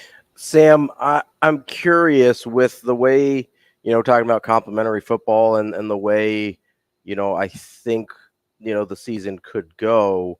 I'm curious what you think the fan reaction would be if Nebraska had a season more or less similar to Iowa last year, where you end up 7-5 in the regular season, say really good defense, but the offense is borderline infuriating at times. How do you think that would go over here in year one of Rule if it played out that way? Well, I think people would be really happy with the record. And so there would be this group of people that's like, we just went 7-5. We have nothing to complain about, even if the offense wasn't very good. And then you would have a group of people who, because Nebraska football fans, and again, I cover Nebraska football, so I know, they're kind of snobs. And so, like, and I don't mean that in a mean way. I just mean that, like, they know what good football looks like, and they have high standards. Yeah. And so Damon knows this because he was part of the best teams in school history. And so, like, everybody has that reference point of, like, okay, well, we know that 7-5 is better than the crap that they've been doing. But simultaneously, wow, that offense looks really bad. Let's be honest. And I don't think Frank Solon should have been let go. I think he should have been given as many years as it took for him to get a losing record, which he may never have had.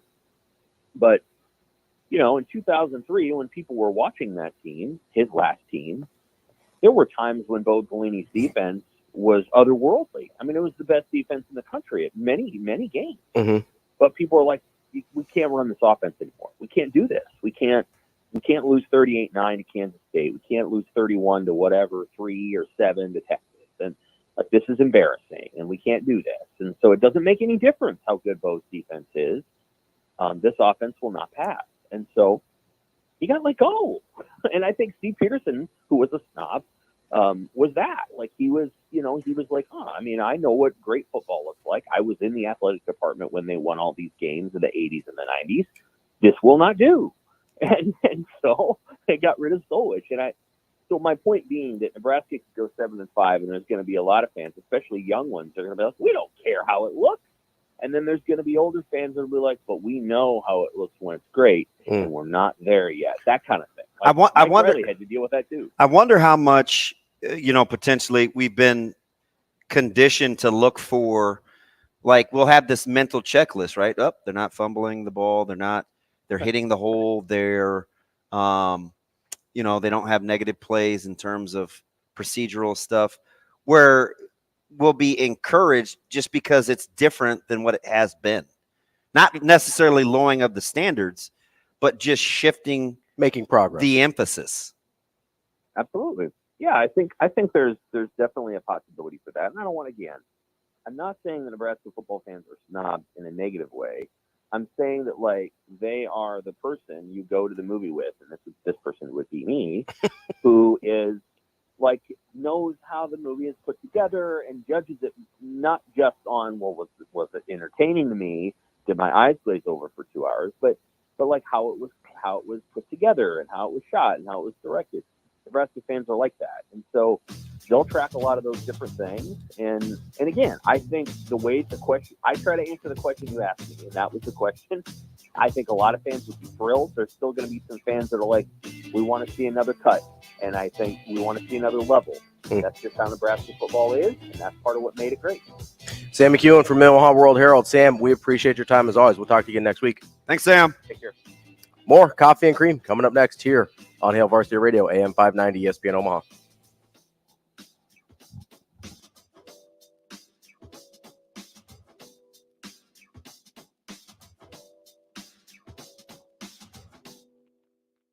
Rogers and Benning will be back in 5 minutes.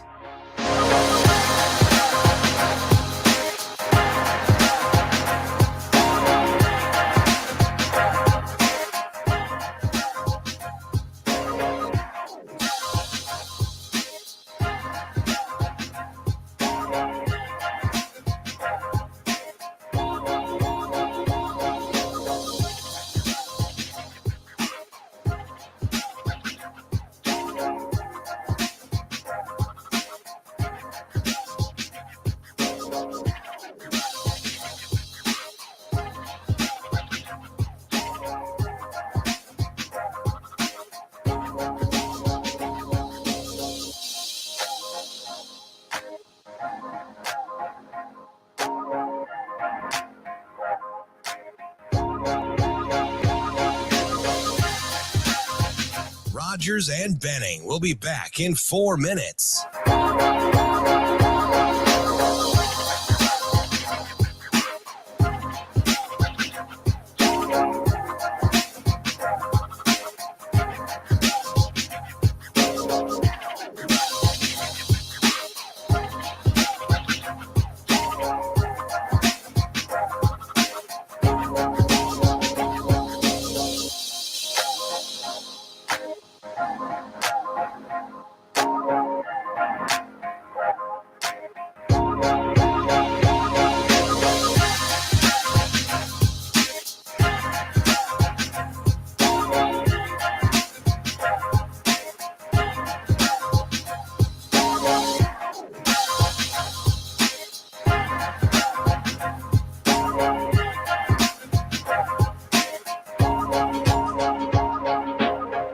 Rogers and Benning will be back in 3 minutes.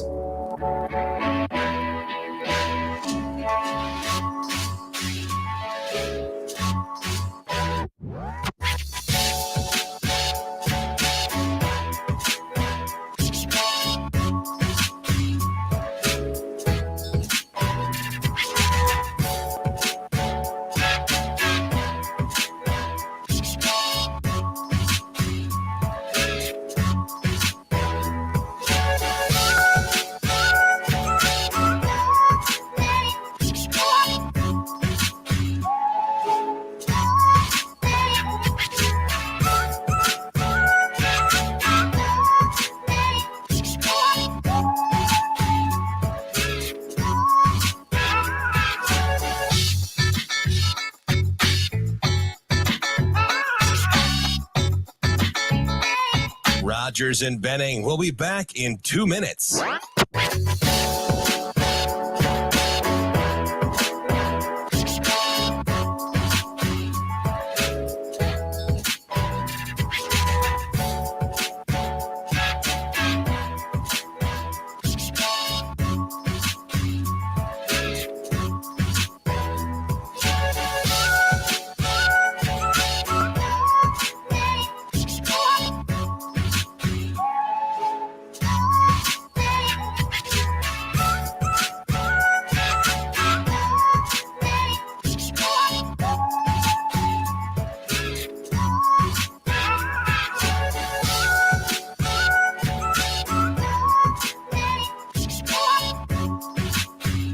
Yeah, Mitch, it's been my big thing all camp is like, the last time that we had a positive turnover margin was Mike Riley's second year.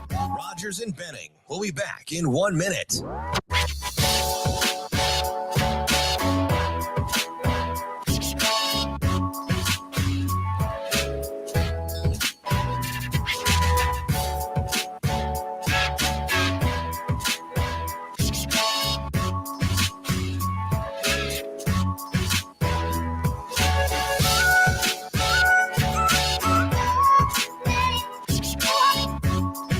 Rogers and Benning will be back in 30 seconds.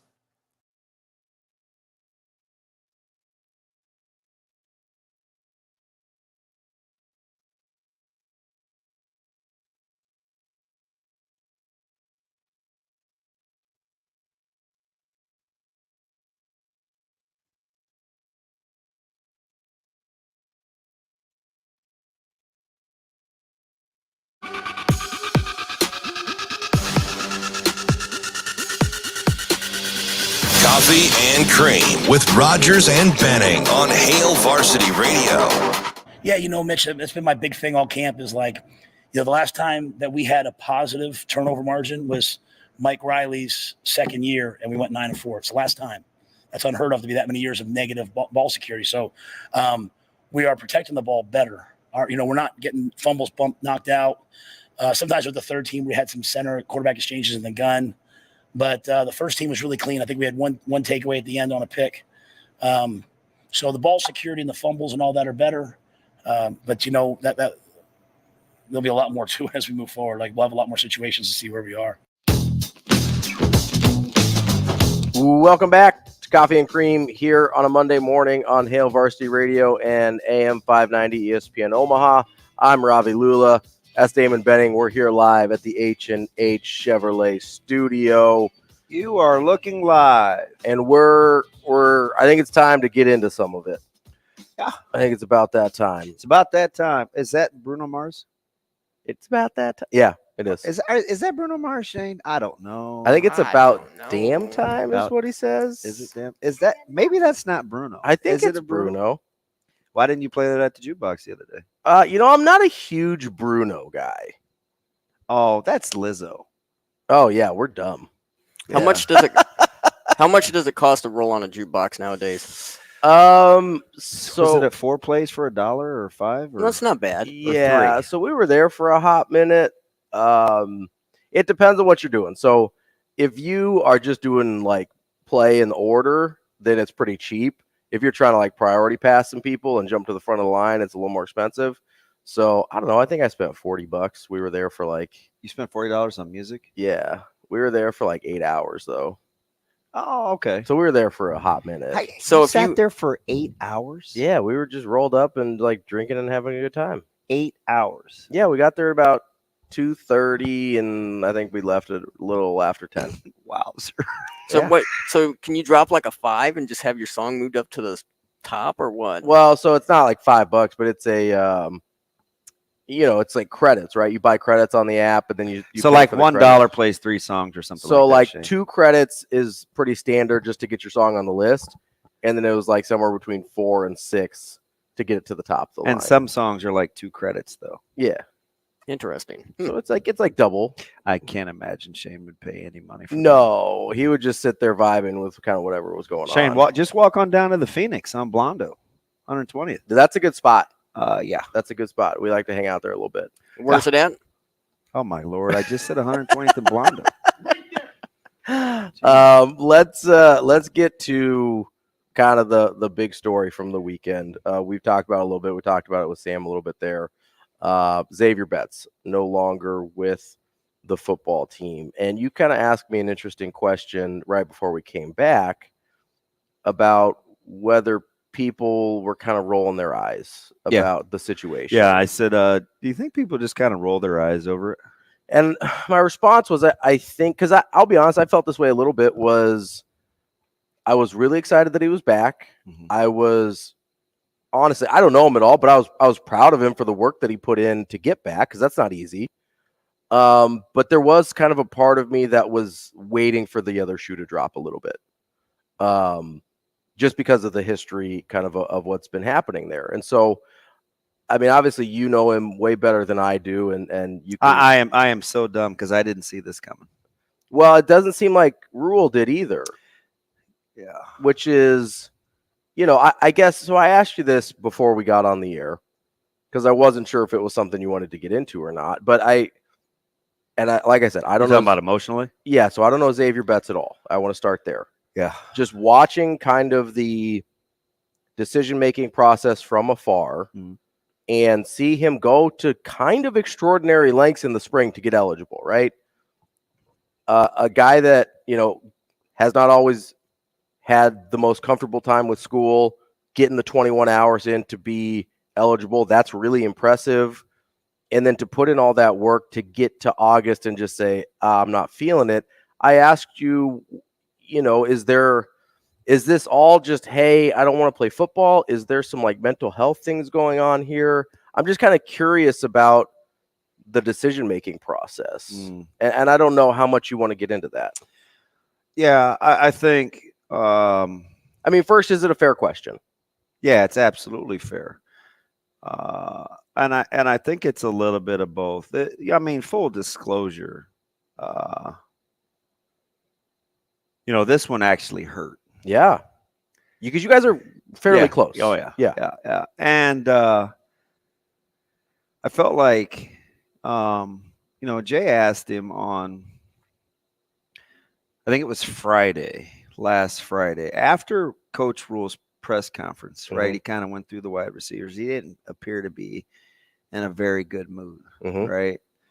And like we talked about on the podcast, it seemed to be like a message sent. But I didn't get the sense that it was about Zav. Now, the questions were asked about Betts, but he simply said, no, he wasn't out there today. Yeah. Which he'd been dealing with a little bit of an injury. Right. And so I assumed it was that. Right. So Jay talked to him. She talked to him Thursday or Friday. And he said what he was dealing with. And but it was minor. Kind of left it at that, like, I'll be back. Not that big of a deal. And then last week, like Thursday, I got a text from Coach Rule, and I was like, "What?" Yeah. And so I immediately called him, and he didn't pick up. And I said, "Hey, just call me when you get a sec." And he called me back like 15 minutes later, and we were just finishing up our coaches meeting, and we kind of walked through it. And when I ask you, like, do you think people roll their eyes? I'm kind of pitting it against kind of how it makes me feel, because this one hurt primarily because I felt like this was the best. Coach Rule gives him the best chance to have success. Sure. Yeah. Well, because of the things we had talked about, right? Where Zavier very much needs to know you care about him as a person more than you care about him as a player. And if anybody was going to give him that, it was going to be Matt Rule. And I think the thing that I try to tell Zav is you just have to trust him. Like I think Coach Rule deep down, see, that's a hard press conference for him to have. You could tell he was, we talked last week on the podcast, like which one of these things upset him the most. Yeah. That one hit the hardest. Far and away. Yeah. By far and away. And so so when I ask you the question, I think people eye roll, like I could just tell, like they didn't see this hit them. This was tough for them. And it's not because they didn't have pre-existing knowledge. Sure. They really did their homework. Really did their homework. Yeah. I'm talking about behind the scenes, the ins and outs, what's worked, what hasn't worked. You utilize outside sources. And I just think for some people, when you ask me the question, mental health versus, I think, there are just some people that have learned to not want to be responsible for how they make other people feel. Right? Like this kind of this distorted sense of self-worth. Yeah. Or lack thereof. Yeah.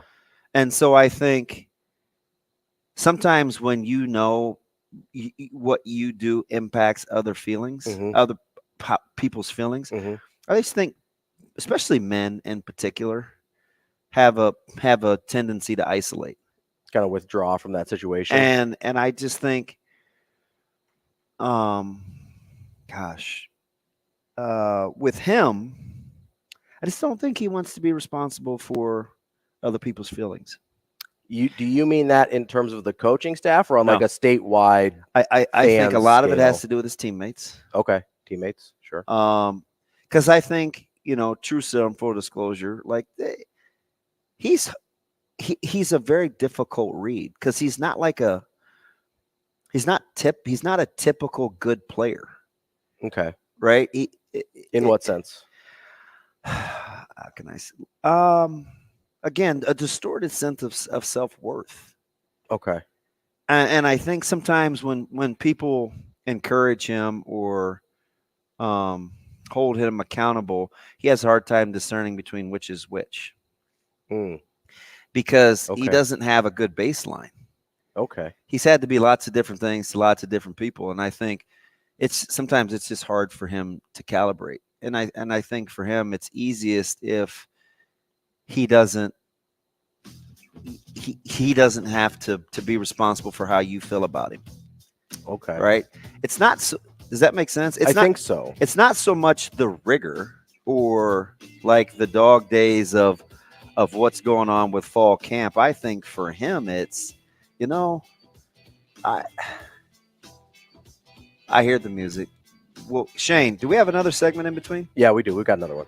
Yeah, I'll hold that thought. We'll come back to it. Yeah. Because there's more there. Yeah, there is. And again, not the eye roll thing. I just try to give an explanation on how I think this whole thing occurred compared to going to get 21 hours and getting eligible. More coffee and cream coming up next. Rogers and Benning will be back in 4 minutes.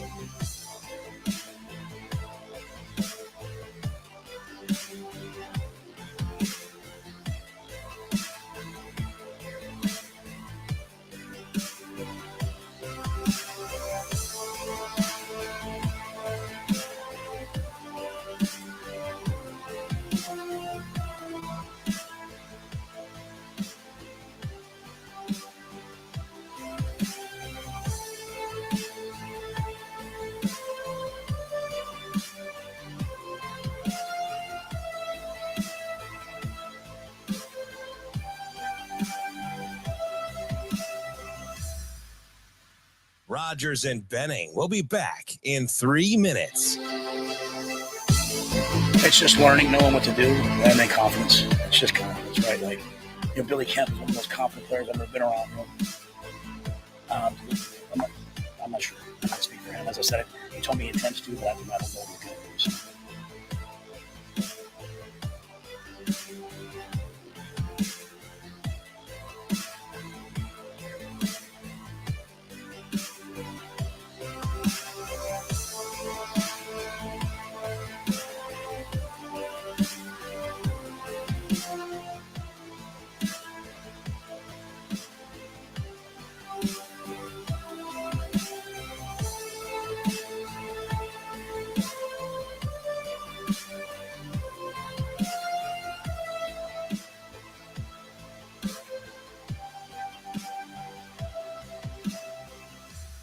Rogers and Benning will be back in 2 minutes.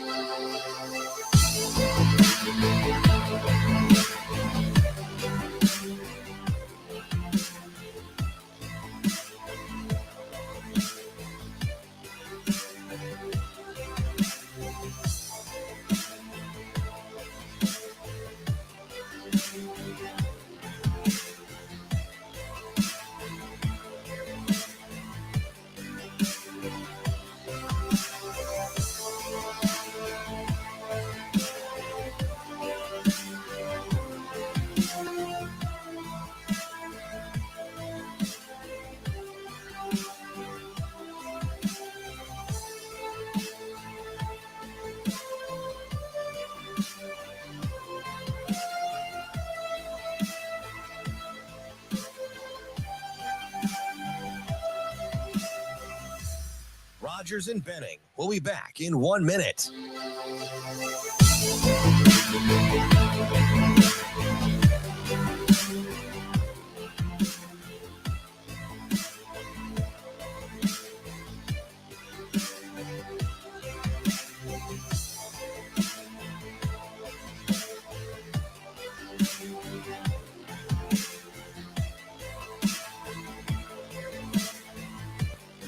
Rogers and Benning will be back in 30 seconds.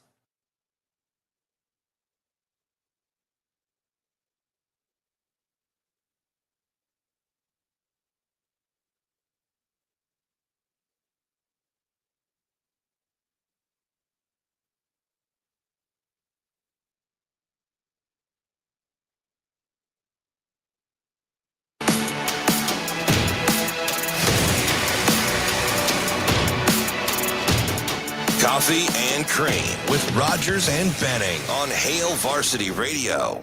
It's just learning, knowing what to do, and then confidence. It's just confidence, right? Like, Billy Kemp is one of the most confident players I've ever been around, but he's, because he's kind of wired that way, and he's got pelts on the wall, he's made a lot of plays. So I think those young players are really, really talented, fast, explosive. It's going to take them some time, no one's faster than Bryce Turner. Jeremiah was back out there today. He's been injured. So we have guys to play and that can play. Just they're going to have to just make sure that they play with confidence. That's why we practice the way we do. Welcome back to Coffee and Cream here on a Monday morning. Hail Varsity Radio, AM 590, ESPN Omaha. Live from the H&H Chevrolet studio. That's Damon Benning. I'm Ravi, Lulla. We were talking about Zavier Betts before the break here, and I wanted to ask you a question because you were talking about one of the things you thought was a factor here was Zavier's desire to not have his actions be responsible for other people's emotions. And my question for you was, is it just that he maybe doesn't love football enough to overcome not wanting to be in that position? Yeah, I don't think he does. Okay. And and that may be all we need to say, really, Yeah, if that's not, but I think I don't think he does. Right. It's, he's extremely gifted, obviously. Right? Yeah. And that for whatever the reason, that's never really mattered to him. Yeah. And people used to ask me questions all the time about, when I had teammates and stuff or people that I knew, they would make certain choices. Mm-hmm. And it was like, well, why don't they just, and then they would insert the blank. And I'm like, you know what? Everybody's toolbox is a little bit different. Yeah. Right. It's like you want people to just be able to sometimes, for the analogy, use a nail and a hammer. Yeah. And maybe they only know how to use a chainsaw. Sure. Right. Yeah. Or you want people to use, a screwdriver, and they only know how to use a hammer and a nail. Yeah. And so their frame of reference, I think, is different. I think the one about this is, and I get it, right? People said, well, why would he put himself through 21 hours and get eligible? And I mean, really burn it at both ends. Sure. Right? Like, I remember when a couple of folks at like Dennis LeBlanc and some of those guys, the coaching staff was like, hey, he passed. He's eligible. His GPA is, whatever it was, high twos. And I said, why didn't you say anything? This is probably like 10 days from when. Mm-hmm. So why didn't you say anything? It's, oh man, I didn't want to have to think about it. Right. Like I haven't thought about school since we got ready to break for the summer. Yeah. And it's just kind of a microcosm. But this time it was to the good. He didn't want me to be, or the family to be overly have joy it's just, yep, I did it. Move on. I don't want your feelings based on my performance. Sure. Yeah. And that was even a positive. It's just, I don't know if it's the fact that he kind of always felt like what he was doing was a burden or what. He just, and there's way back stories, and I'm not getting into all that with his growing up in his personal life, but I think there's a lot to it. And I think for him, the school was easier for him to do the 21 hours because it only involved him. Yeah, he's got the mindset of an individual athlete. It was just about him, right? Yeah. It was like, okay, if I do this, I'm capable. The work that I put in directly correlates to And results. it didn't impact. Yeah. You know, and you know, he needed that encouragement along the way. So I think that was the big difference. And go ahead. Do you think it helped with the 21 hours in the spring that he wasn't like back on the team yet? Because if his academics would have influenced the football, they kind of start getting a little messier. Maybe. You get what I mean? Yeah. Whereas in that, yeah, like he was doing that in a vacuum almost. Yeah, maybe. Because that makes more sense if kind of the more we talk about this. I never thought of, like if they were directly. Because in his mind, he could probably separate them because he's like, well, I haven't committed to Where he didn't have yet. to answer to his teammates. Hey, man, how you doing? Didn't have to How's answer class? his teammates. Are Didn't have you to there answer the yet? coaches. I Really, get it was just like, hey, I'm going to try and do this. It's on me right now. Yeah, and I think, like I said, I think the thing that hurts me the most is Coach Rule was like just trust him. His best shot. It was his best shot. Just trust him. It's you know, and I know, you know, Zave said, you know, he told him, he's like, well, if you were my this broke my heart, but you know, Coach Rule really tried to protect him, and he said, if you were my son, I wouldn't let you quit. You know what I mean? Yeah. Like, yeah, that's the kind of head coach we're dealing with. Yeah. Well, and it doesn't have. And I remember when, I don't know if we were together or what, but I remember when we were actually, and I can't remember where we were, but when Dennis LeBlanc sent Coach Rule the text, Coach Rule told me immediately. Mm-hmm. Matter of fact, it was during the shoot, the interview. Yeah. And he said, and I remember Coach Rule saying, like, just the genuine joy it brought him to see him accomplishment, because I think sometimes people associate that with his inability to have like rigor, like operate under, you know, like stress and regiment. And sometimes I don't think that's what it is with him. Sometimes I just think it's, there's this, man, if my performance makes you feel a certain way, to the good or to the bad, I don't want to perform.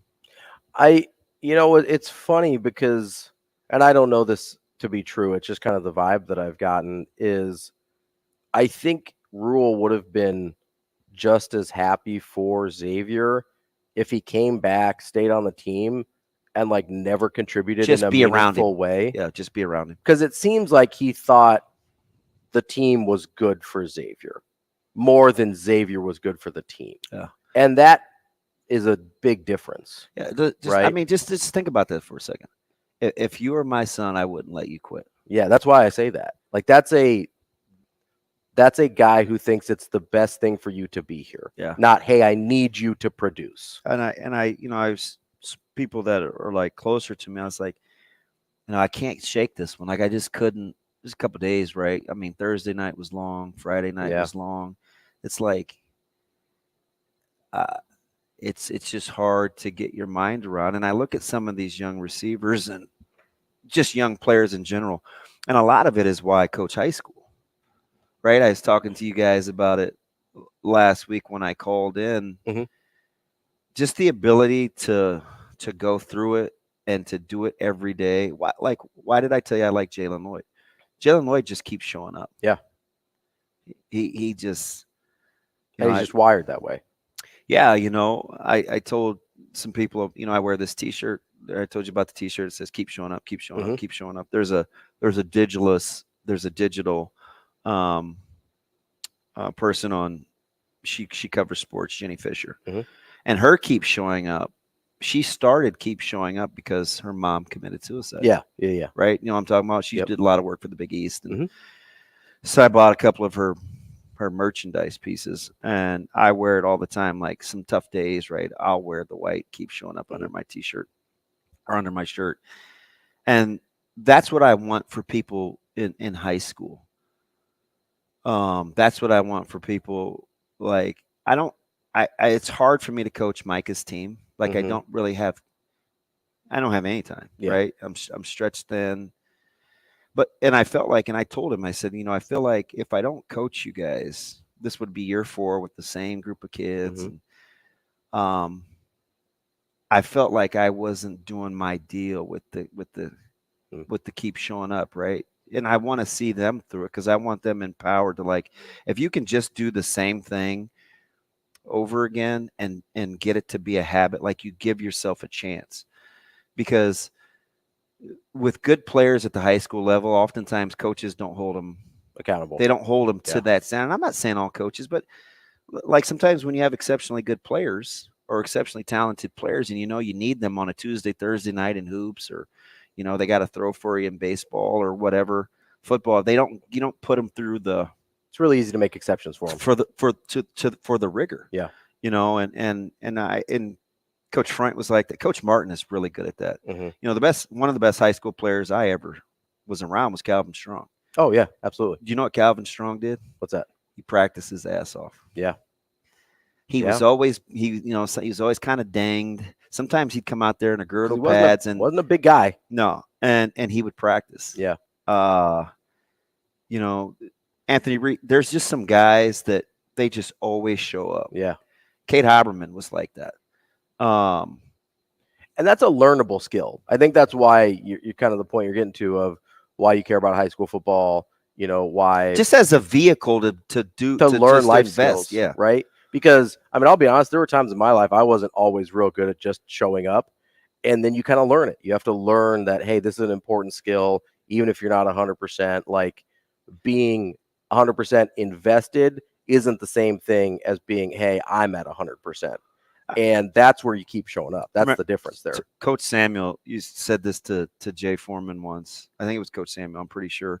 He said, what is your 70% like? Because you're going to have some 70%. Yeah, absolutely. Days, right? What is your 70% like? You've got to learn to function at 70%. When he's talking to those young wide receivers, it's not just getting in your playbook. Yeah. It's how many of those guys in high school would run 12, 13 routes in a row or reps in a row? Yeah.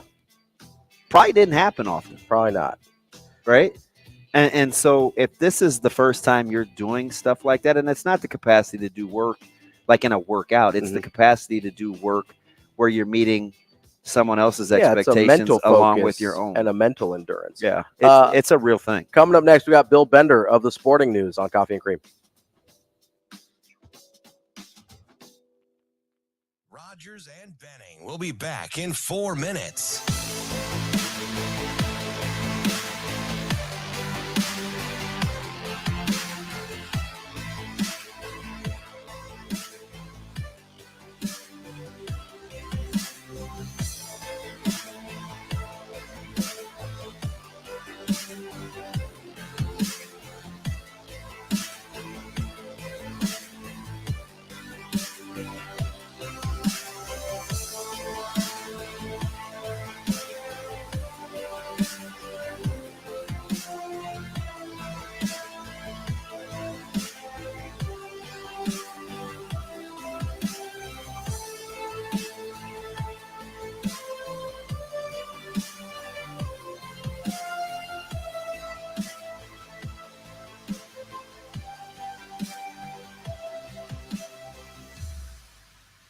Rogers and Benning will be back in 3 minutes.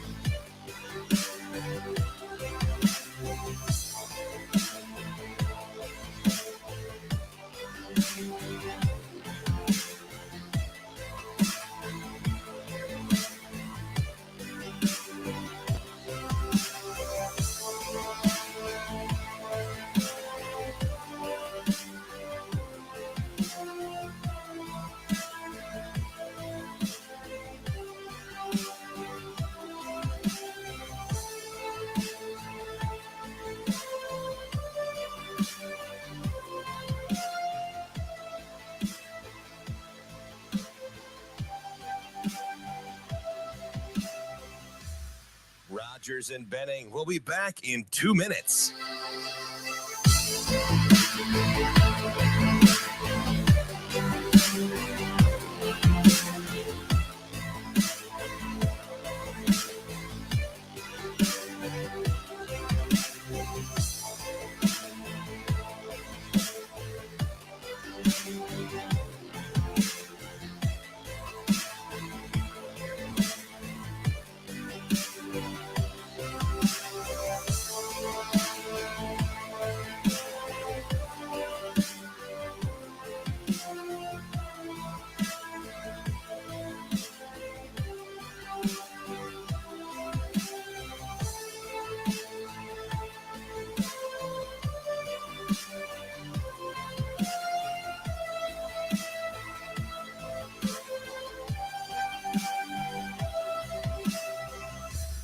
Rogers and Benning will be back in 1 minute.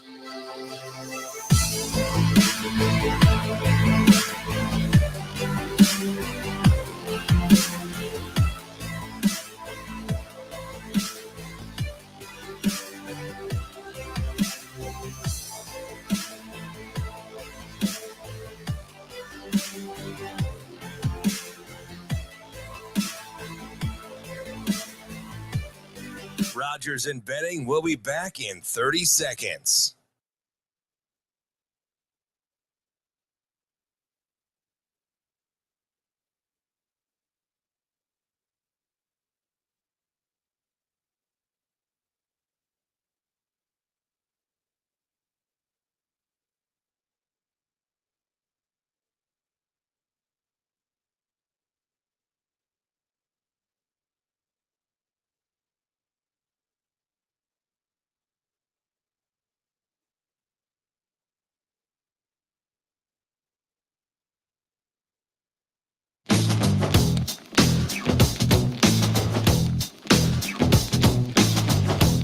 Coffee and Cream on Hail Varsity Radio with Andrew Rogers and Damon Benning.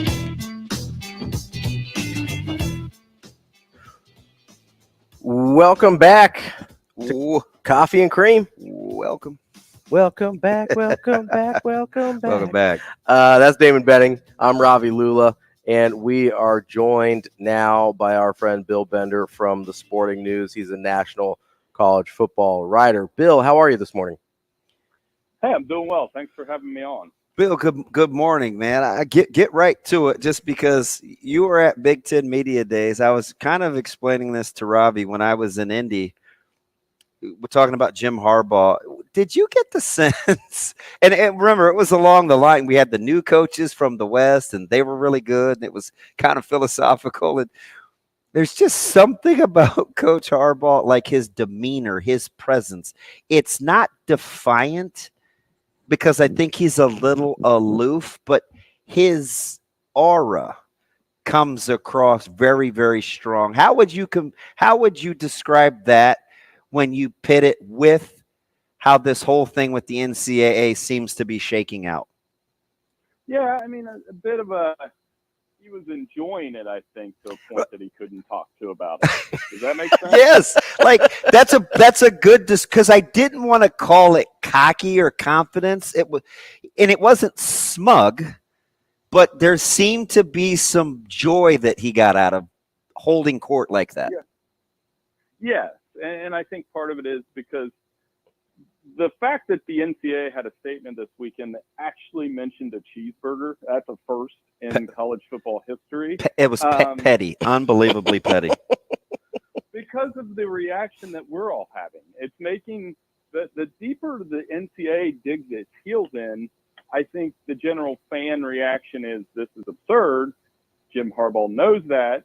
He's playing into it. Now, if he did deliberately lie to investigators about some of these improper practices, probably going to get suspended. Yeah. So it's created it. But the fact that also there's the fact that he's going to be on every game this season around him. And I think he knows, and you know this from being around him a little bit, he knows he's got something on the field this year. Yeah. I mean, they're going to be very good. Yeah. Bill, I'm curious, is it, with the suspension deal negotiation falling through, is it better? You kind of hinted at this. Is it better that he's there all year, or is it hurt that there's still kind of this thing hanging over them sort of all season? I mean, we assume that the NCAA won't figure anything out until after the season, but we don't know that, right? Right. I think it's better, though, that he's expected to coach all year, and I don't think it'll be that much of a distraction, honestly, during this season. Now, when we get to the off season, and think about this, I know the Michigan program pretty well, and I know they've had some years where they've had top 5 expectations and haven't come through. Let's say they lose to Ohio State, and this comes back, and then the NFL rumors start again, and he hasn't got another contract extension. Those are the distractions that might happen after the season. Bill, when you're taking a look at tomorrow is a critical date, obviously for FSU and what could potentially happen with the ACC.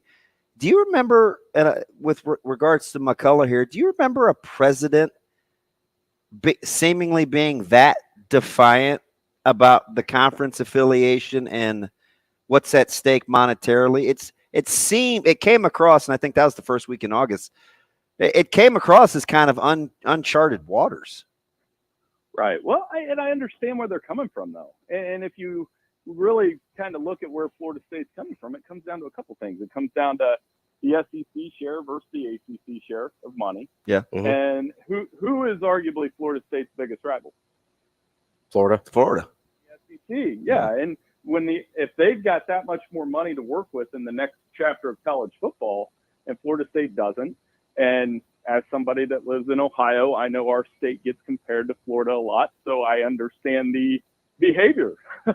I've probably acted like this before too. So the saber rattling was intentional. I think they're trying to look at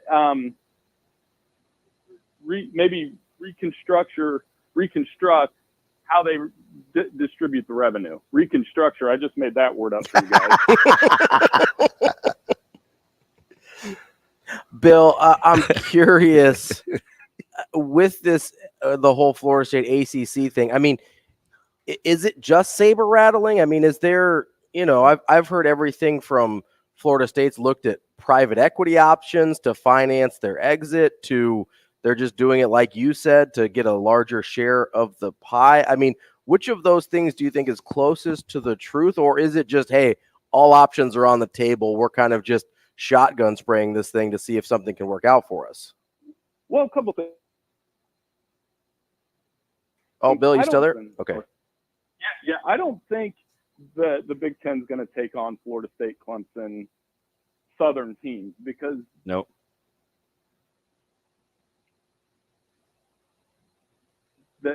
Hope that the SEC extends an invitation at some point, and it doesn't seem like Greg Sankey's in a hurry to do that. And this is something to remember, and this dawned on me this morning. They were independent once, and they were pretty good when they were independent. You'd have to go back to like Deion Sanders days. Do they consider doing that, paying the exit fee, and waiting on supposed super conference model? Trev Albert's comments were very telling this weekend. I think that's what's happening.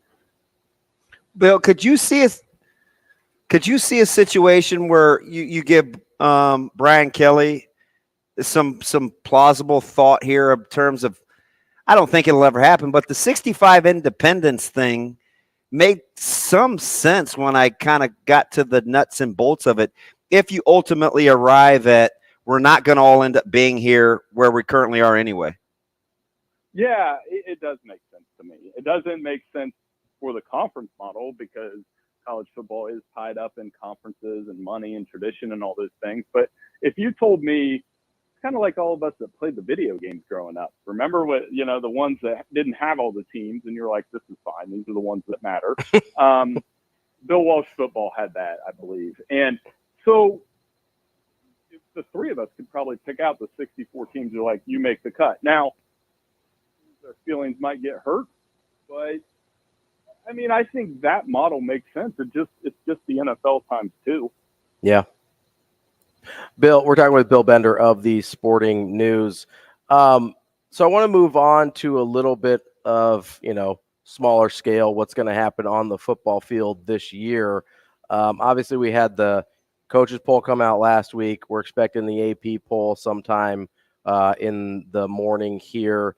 As you kind of look at where teams are shaking out in the preseason, let's just start with the top 10-ish teams. Shoot, who's 2? I would say, is there an outlier there that you are kind of looking at either as, hey, I don't know if they belong, or maybe somebody outside the 10 that you think is maybe a little bit better? I think the pool starts at 6. Top 5 in any order, it's going to be Georgia 1, and then Michigan, Ohio State, Alabama, LSU. That's a pretty solid top 5. Okay. Who are they going to put at 6? Is it Penn State? Is it Florida State? Is it Washington or USC? Probably going to be USC because they got Caleb back and going to be the Pac-12 favorite. But and then the other one I'm interested in is where do they put Texas? Texas hype is back. I'm guilty of spreading it as anybody else. But they are favored to win the Big 12, and they're going to have a really good offense. Bill, I want to stay with the Pac-12 just for a second, and not just because these two teams are coming to the Big Ten, but neither is surpassed SC, although Oregon, the last time they were in Columbus was a pretty physical team. Could you see an easier transition for the Washingtons and Oregons that are trying to do it up front with some physicality before you could in SC when it comes to transitioning to how the Big Ten likes to play football?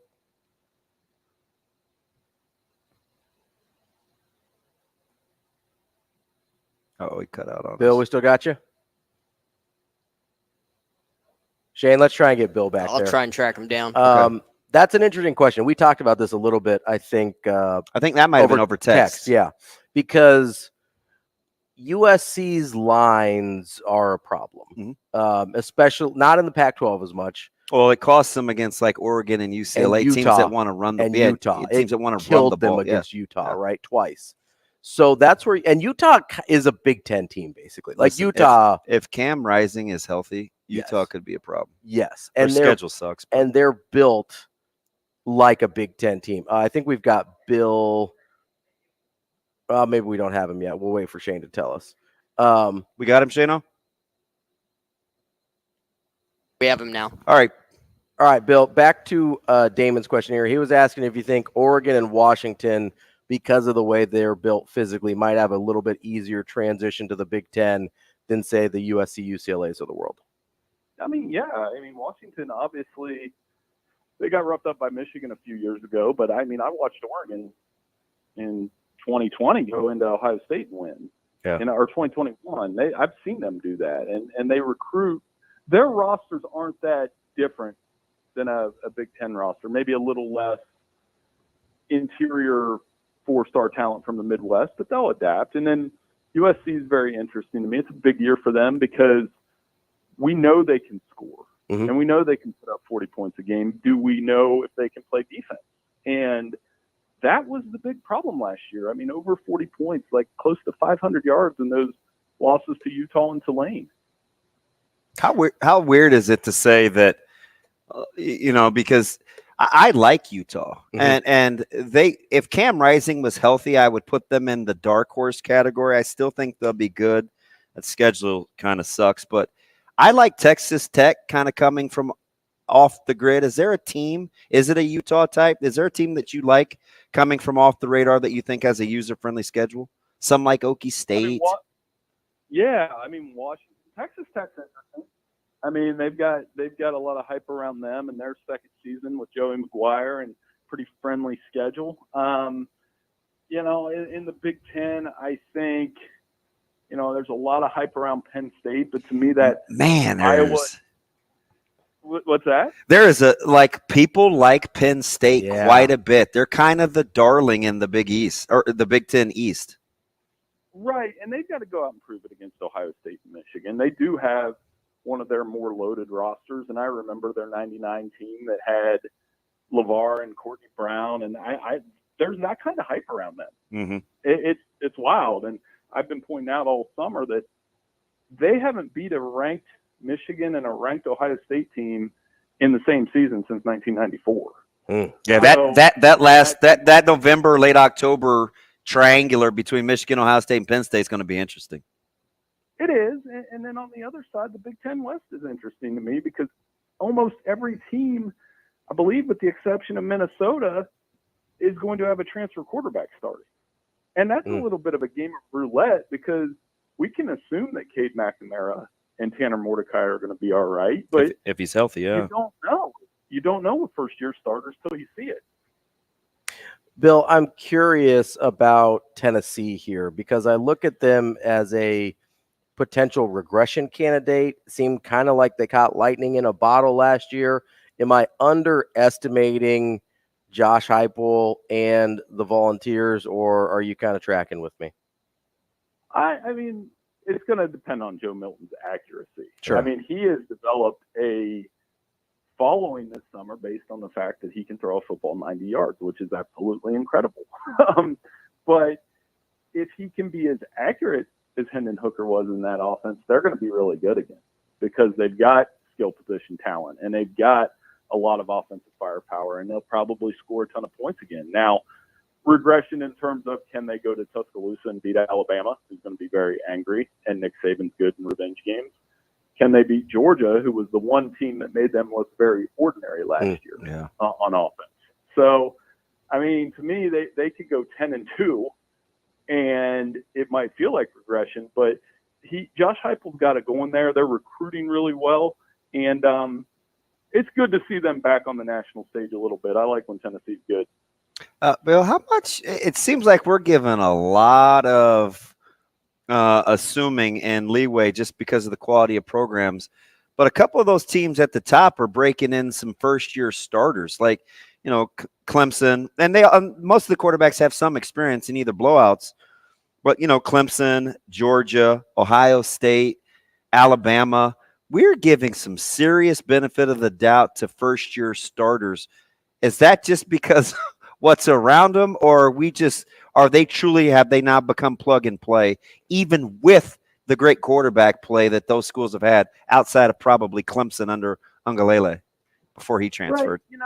Right. I could attack those one by one. I think Clemson, a lot of us thought that Cade Klubnik should be starting after we saw him play Syracuse last year. Yeah, good point. And that didn't happen. So I think Clemson's fine.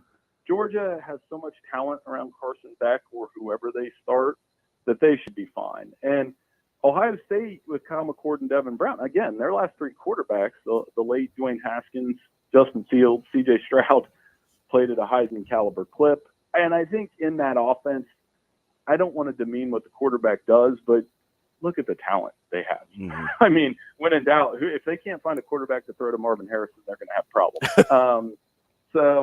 And then Alabama's the question mark to me because I think Jalen Milroe will end up starting, but how much, because he offers more in the running game.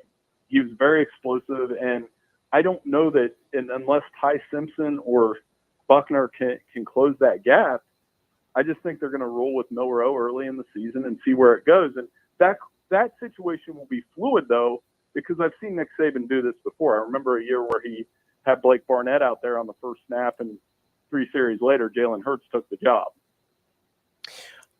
Bill, I'm curious about Georgia. I know that they're recruiting at an insane level, that the talent's there, but I mean, are we just going to totally overlook the fact that they sent 10 guys to the NFL last year? I mean, that's a huge chunk of NFL caliber talent. And I get that the guys behind them are also likely NFL caliber talent, but we're not even going to make them show it first. Well, I mean, Georgia sent 25 guys to the NFL the last 2 years. There's got to be a little attrition, right? Am I crazy? Like when I watch an Eagles game, it's just Georgia's roster out there. Especially on the defense. What? It's got to matter a little. Right, it does. And I think that's why, one of the things, I'm actually working on it now, and it's great timing. There hasn't been a team three-peat since the 30s, the 1930s. So, and there's been very good teams that have tried. Nebraska, obviously, you guys know that. Alabama, USC, these were awesome programs. And the other thing, and it's a curious thing, the preseason number one, and this is when people love to say polls don't matter. Only twice since 2000 has the preseason number one won it all. Mm-hmm. And that was USC in 04 and Alabama in 17. So it's another classic case of it's easy for me to say Georgia's going to win it all, but it's also just as easy to say, look at the polls. I mean, it's not easy to do. You got to do it on the field. So I can't call them a dark horse, but one of the teams that I really like that I think we kind of owe by the way, Texas Tech would be the true dark horse, but a good team I feel like is an afterthought is Clemson, right? They still were over 400 yards a game total offense last year, and that was with some subpar quarterback play. The wide receivers haven't developed. That they're healthy, they should be good. Defensively, they should be lights the heck out. Is now the time that a Clemson Tiger team could truly be flying under the radar and not have it be hyperbole? Oh, yeah. I mean, because we've talked about Florida State also. Oh, and we didn't even put them in the top 5, and we didn't say that they would be 6 either. Right. Like, and that's exactly right. I mean, because we've talked about Florida State and Jordan Travis and that offense that the Seminoles will have, knowing full well they have to go to Death Valley. Yeah. And knowing full well that Clemson has Klubnik back, has Will Shipley back, has a loaded defense with Jeremiah Trotter Jr., several other NFL caliber players on that side. So I think we're undervaluing Clemson on some level because they haven't made the playoff. As unfair as that sounds, like since they lost to Ohio State in that Sugar Bowl, it's kind of written them off as like a true national championship contender, and they could just as easily just burn through the ACC and get back to the playoff, and then that's when we'll start judging them again. Yeah, I mean they were 8-0 last year at one point, right? Like and they finished 11-3, and we're like, yeah, we're just like, Clemson, they've fallen off a step. Like we may have exaggerated a little bit on the death of Clemson, right? Yeah, well, and some of it was that they skated by in a couple of those wins, and then they get blown out by Notre Dame, and then they lose to South Carolina, which breaks like a ridiculous home winning streak that had got up to 40 games, and then Tennessee looked better than them in the bowl game. Yeah. And I think that's the challenge for Dabo. The Garrett Riley hire is something that we haven't talked too much about. Arguably the greatest offseason hire going, potentially. That's not a head coach. Correct. I mean, it's one of the boldest hires, too, because Dabo doesn't switch coordinators often. And I think that's one that we'll definitely watch. Could see an overreaction in week 1 if they just light up Duke, and then we're like, oh, yeah, Clemson's a national championship contender again. Remember, Klubnik's a 5-star kid. He can play. Something or nothing that Michigan has passed Ohio State, surely from the fact that Ohio State is no longer as dominant on the O and D lines like when they once were. Hyperbole or something to it in Columbus?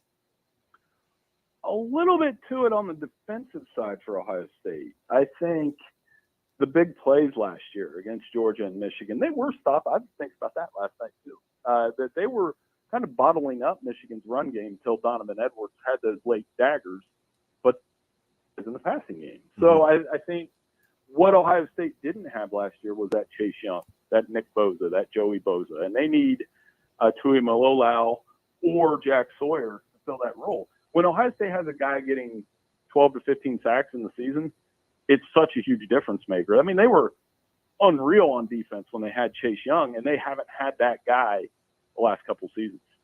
Bill, I'm going to go back to Florida State real quick because I've got a little bit of an affinity for them.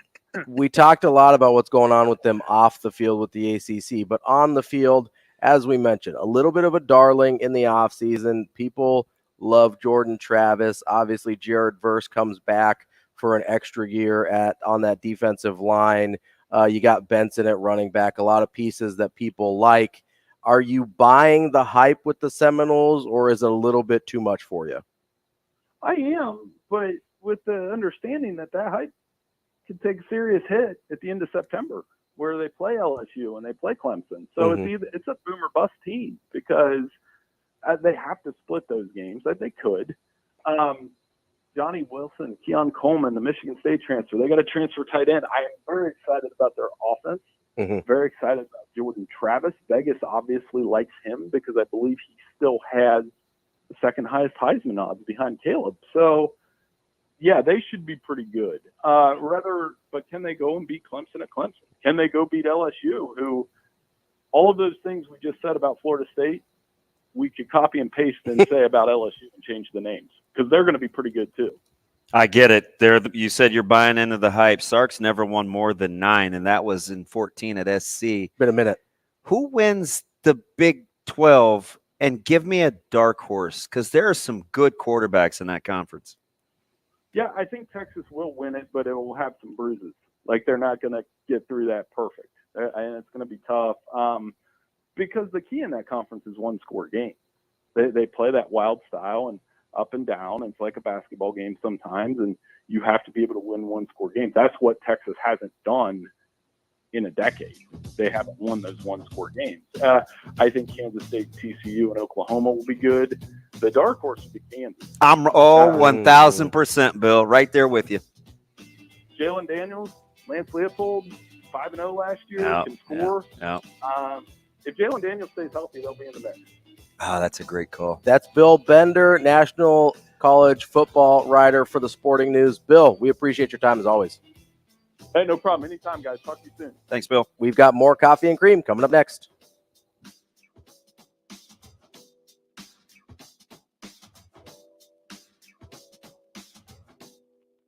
Rogers and Benning will be back in 5 minutes.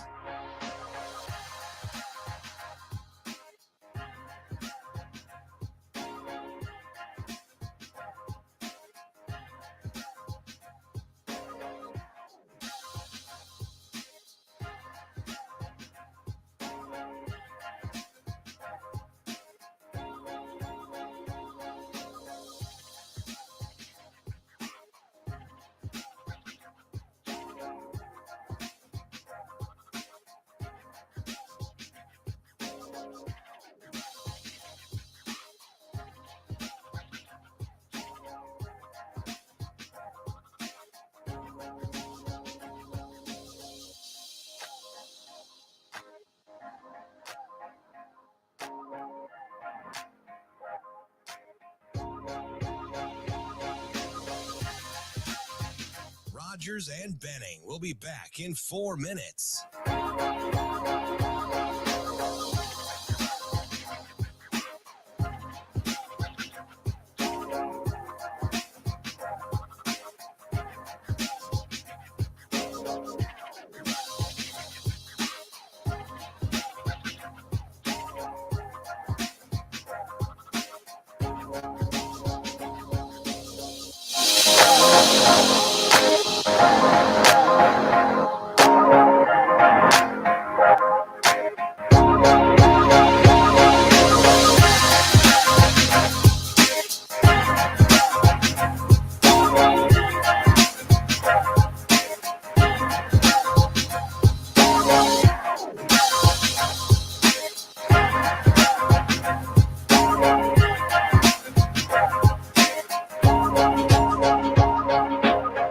Rogers and Benning will be back in 3 minutes.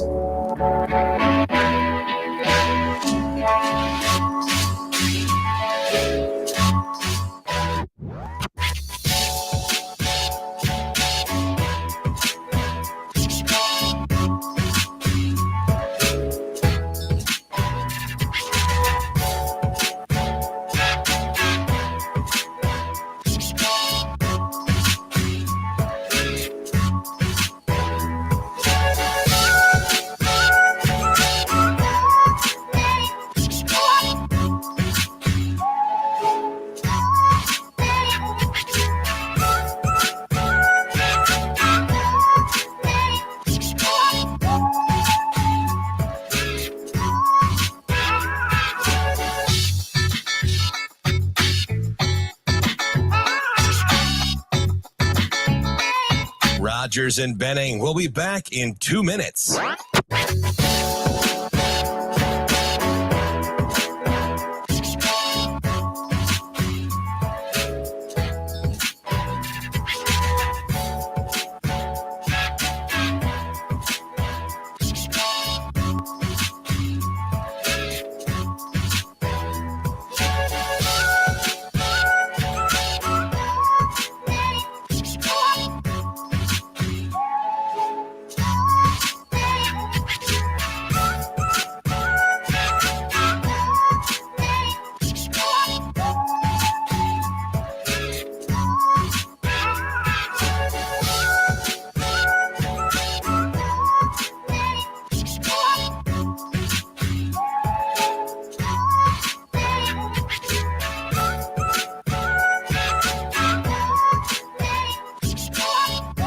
Rogers and Benning. We'll be back in 1 minute.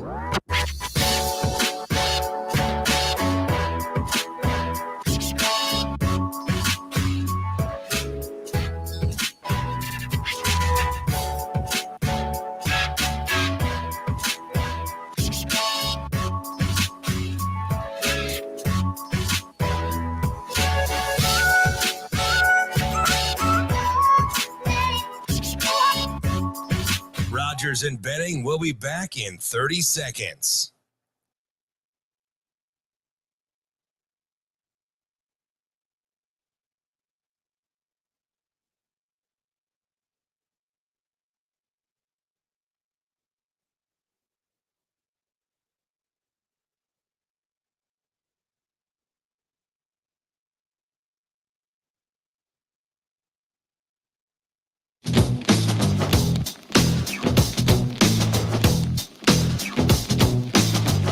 Coffee and Cream with Rogers and Benning on Hail Varsity Radio.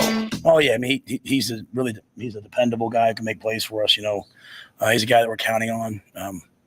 He's one of those guys to me that when you're drawing up plays, you draw up plays for him. Like he can go make this play, go make that play. So I think he's a playmaker for us. I think you saw that early in the year last year. So he's someone we'll be counting on. That is the head boss. That is Coach Matt Rule talking about IGCU. It's funny, too, because Nebraska fans, the temperament is, remember, because IGC left last year amid some controversy, right? Welcome back with open arms. He's playing well, so, we rally, right? Yeah. Betts comes back. He rallies. Welcome back with open arms, and it's once a quitter, always a quitter. And I'm like, I guess it is situational, right? It's like IGC is a dude. Journey, by the way, and that has been a journey for that guy. Journey. What are we talking about? Open arms. Highway run. Hey, if my singing causes you any bodily harm, make sure you hit up Dyer Law, 402-393-7529, personal injury attorneys. They are so good at what they do. You need to be represented. Make sure you take the fine folks at Dyer Law. I've swung by there just off Arbor Street. It's about 117th and Center, one block north of Center.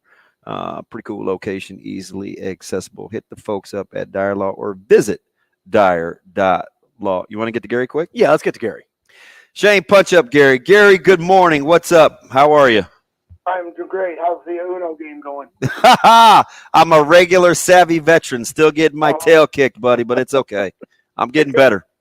I'm telling you, when I come and see you on a Friday after I retire.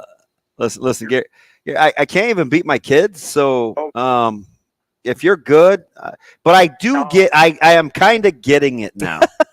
Once I start being able to see through cards and guess what remaining card is left, I'm your guy, Gary. That's my boy. Yeah. No, the real reason is I got up too late today. Just wanted to get your feedback if I already missed it on what's going on and why Mr. Betts made his decision.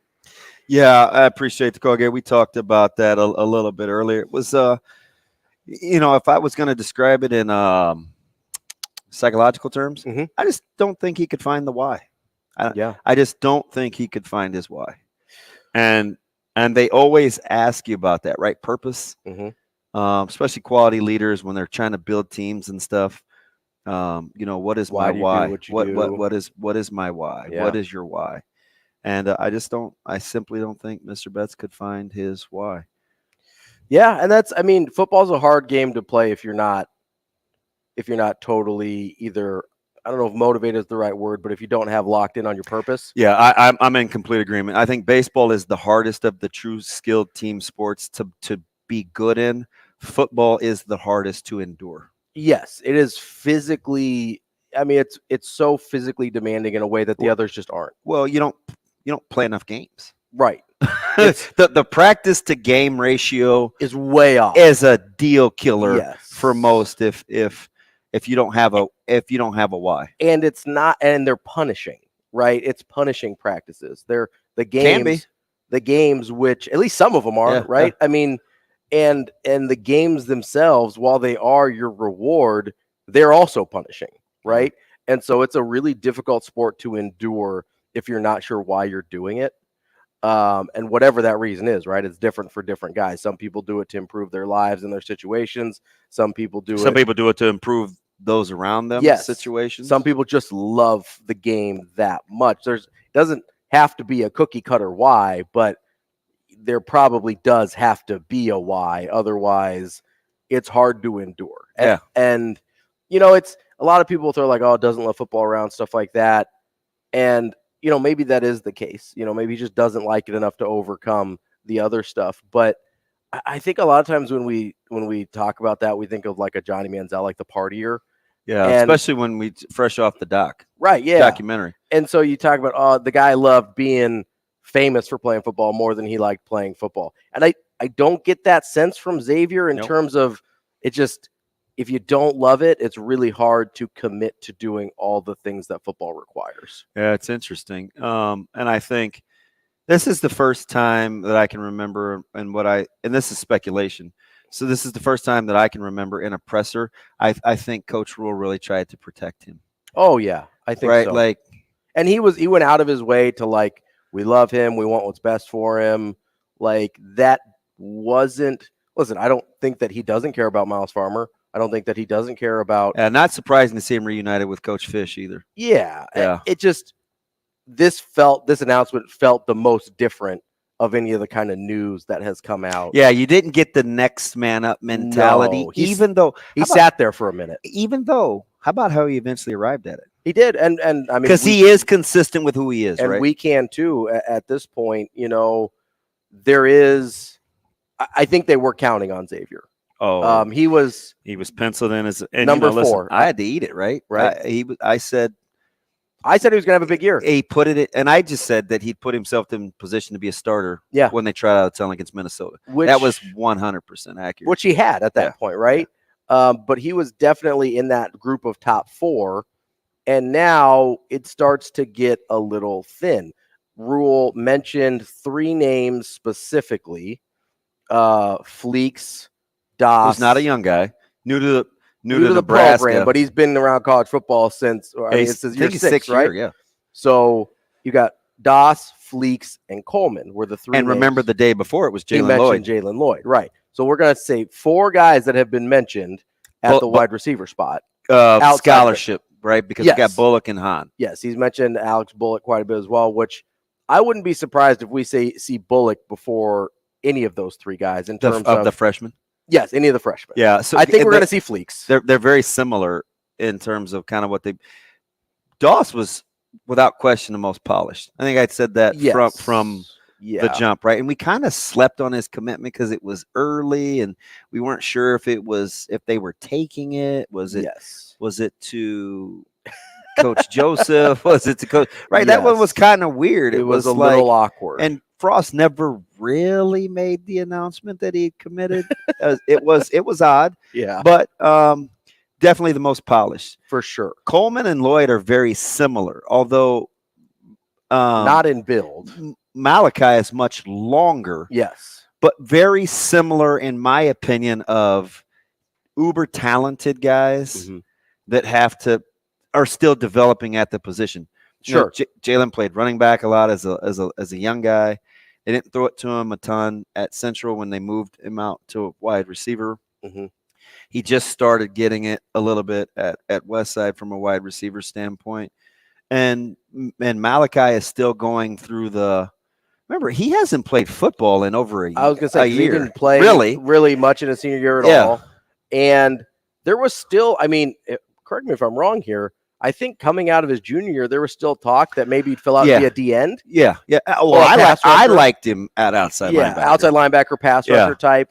But and I think for him, right, he didn't have kind of the gaudy stats. He was kind of the 4th option on a really good team. That was Walter's senior year. Yeah, his junior year. They were unreal. Yeah. And didn't play a ton last year. So meaningful football. It's been a minute. It's been a while. Yeah. I think so. So mentally, he's probably got the furthest to go, I'd guess, just in terms of getting game ready. What I would call rigor. Yes. Right. The ability to repeat something for 2 or 3 weeks in a row at the position. Yeah. Because that's really, Because he's got the fewest reps at the position, probably. Yeah. Well, look at guys that it's worked out for. Look at guys like Ty Gifford or Isaac Gifford. Yeah. Ty Gifford. Isaac Gifford at the safety spot, right? He's there every day. Yes, he is a keep showing up guy for sure. And it sounds cliche and all that, but just the whole keep showing up principle. Because you know what they figure? What's that? This is novel.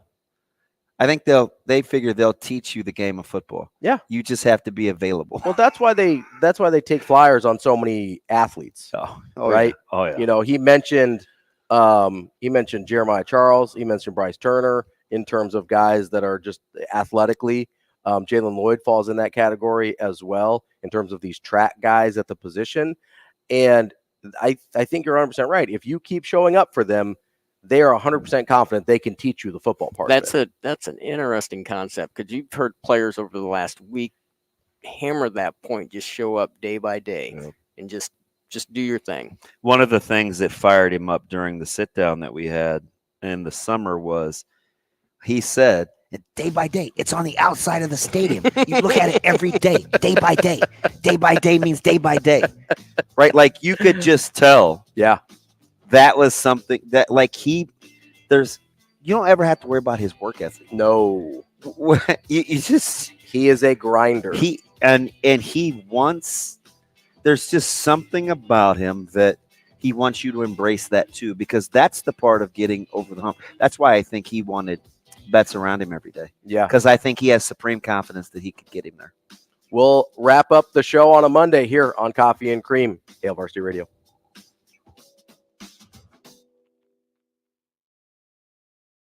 Rogers and Benning will be back in 4 minutes.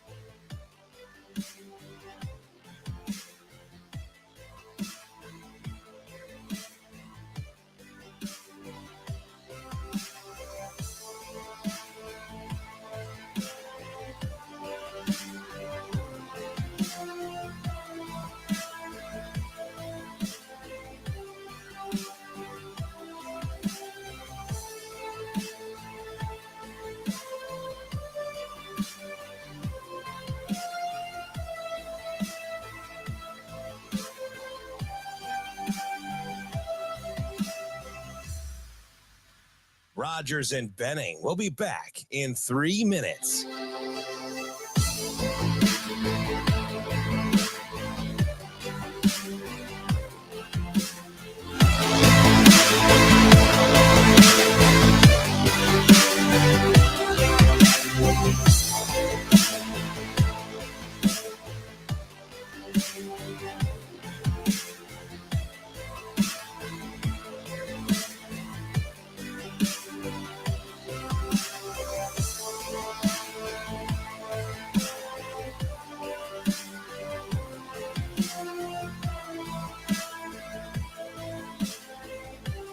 Things you wanted us to.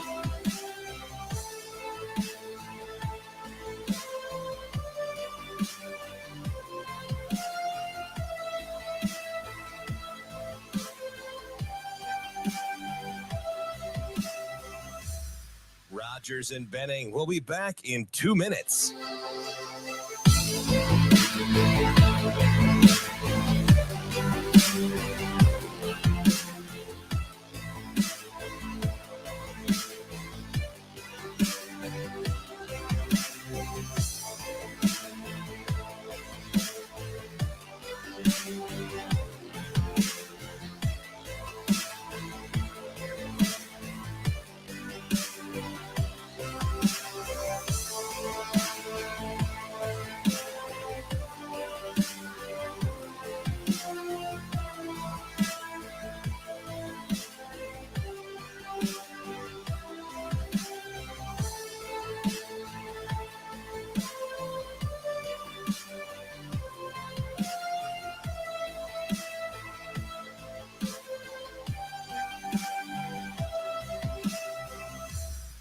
Rogers and Benning. We'll be back in 1 minute.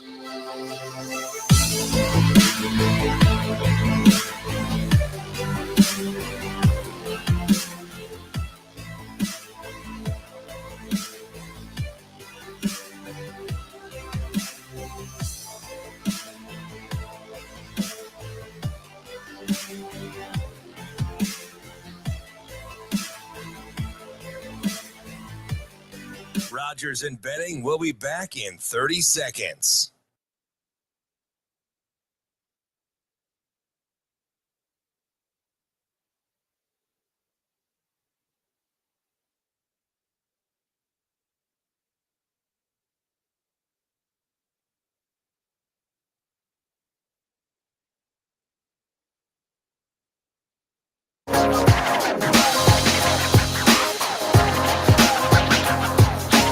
Coffee and Cream with Rogers and Benning on Hail Varsity Radio.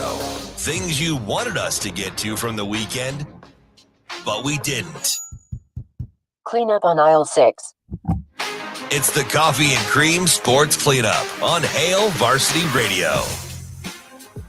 Welcome back to Coffee and Cream here on a Monday morning. Hail Varsity Radio, AM 590, ESPN Omaha. We're on this last hour, and KFOR in Lincoln as well. What's up, Lincoln? Live from the H&H Chevrolet studio. And one of the things I hope you didn't miss over the weekend was going to see the Omaha Storm Chasers against the Iowa Cubs. They had Faith and Family Night.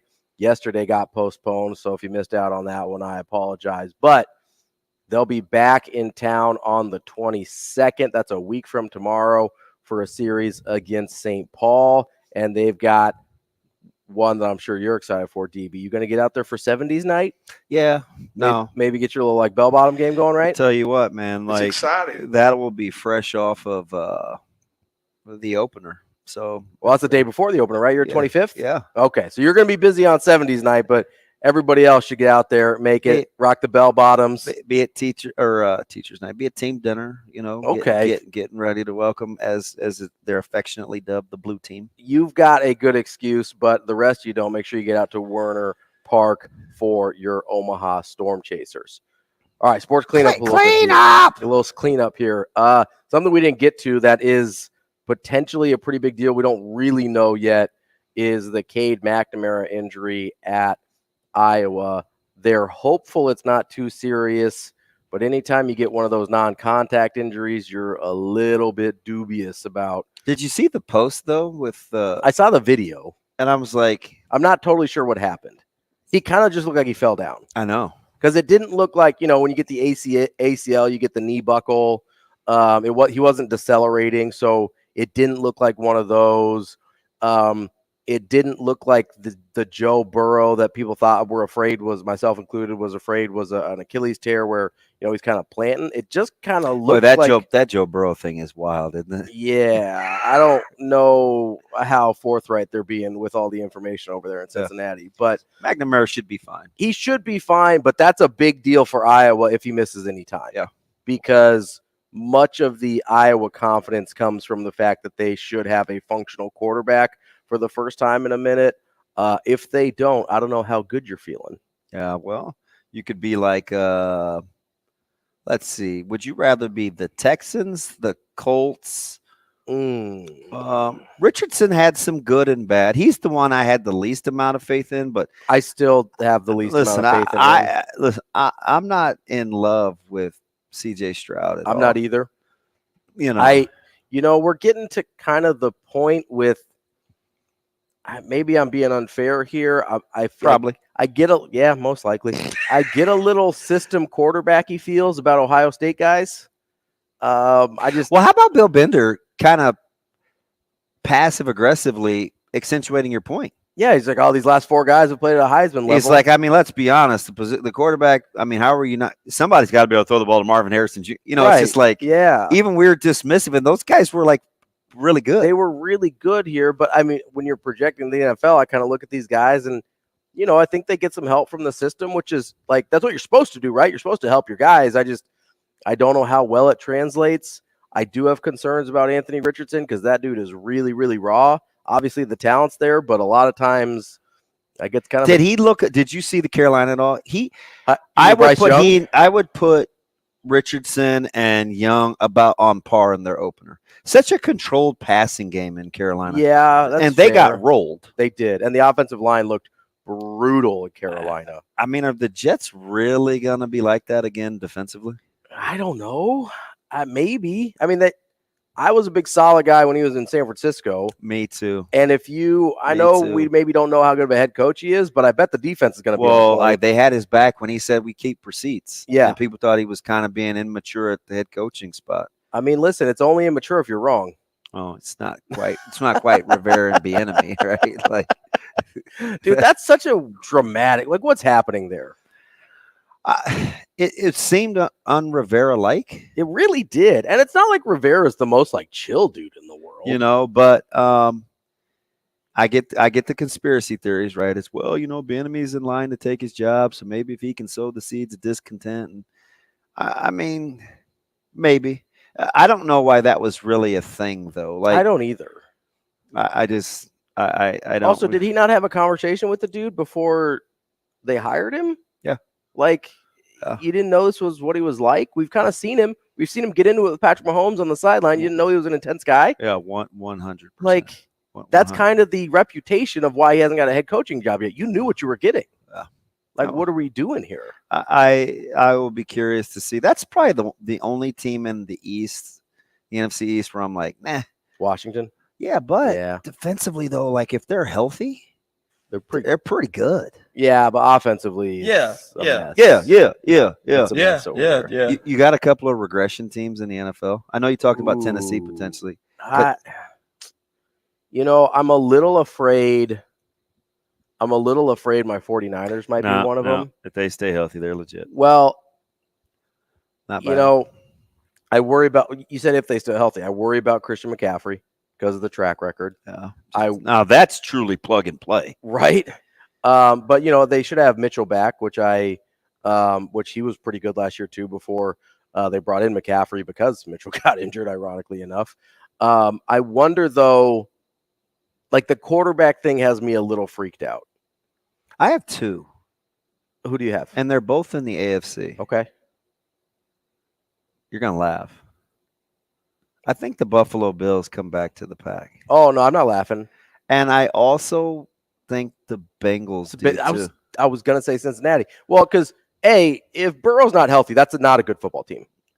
Right. Like just flat out. They don't have the 49ers can get away with a questionable quarterback position because the roster just talent, get the sense he makes them do what they do. He makes them do everything. You don't get the sense in San Francisco. No, that roster is incredible, and the quarterback's just kind of like along for the ride. Like, just don't screw it up. Get the ball to your a million playmakers, right? Joe Burrow is that entire franchise, right? So I agree with you 100%. Even if he plays and he's not totally right, they're in some trouble.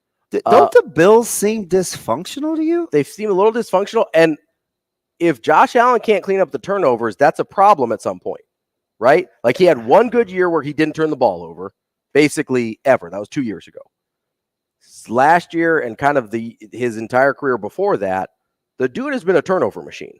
Yes, he's incredible in playmaking and all that other kind of stuff, but like if that bites you in the wrong spots, you could very easily come back to the pack.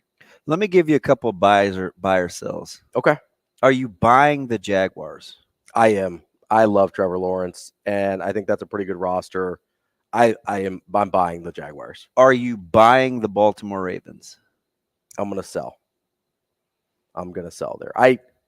My confidence in Lamar Jackson is a little shaky. God, that roster is pretty sweet. It is, but again, if we're talking about, and it's better than Cincinnati, right? The roster is better than Cincinnati top to bottom.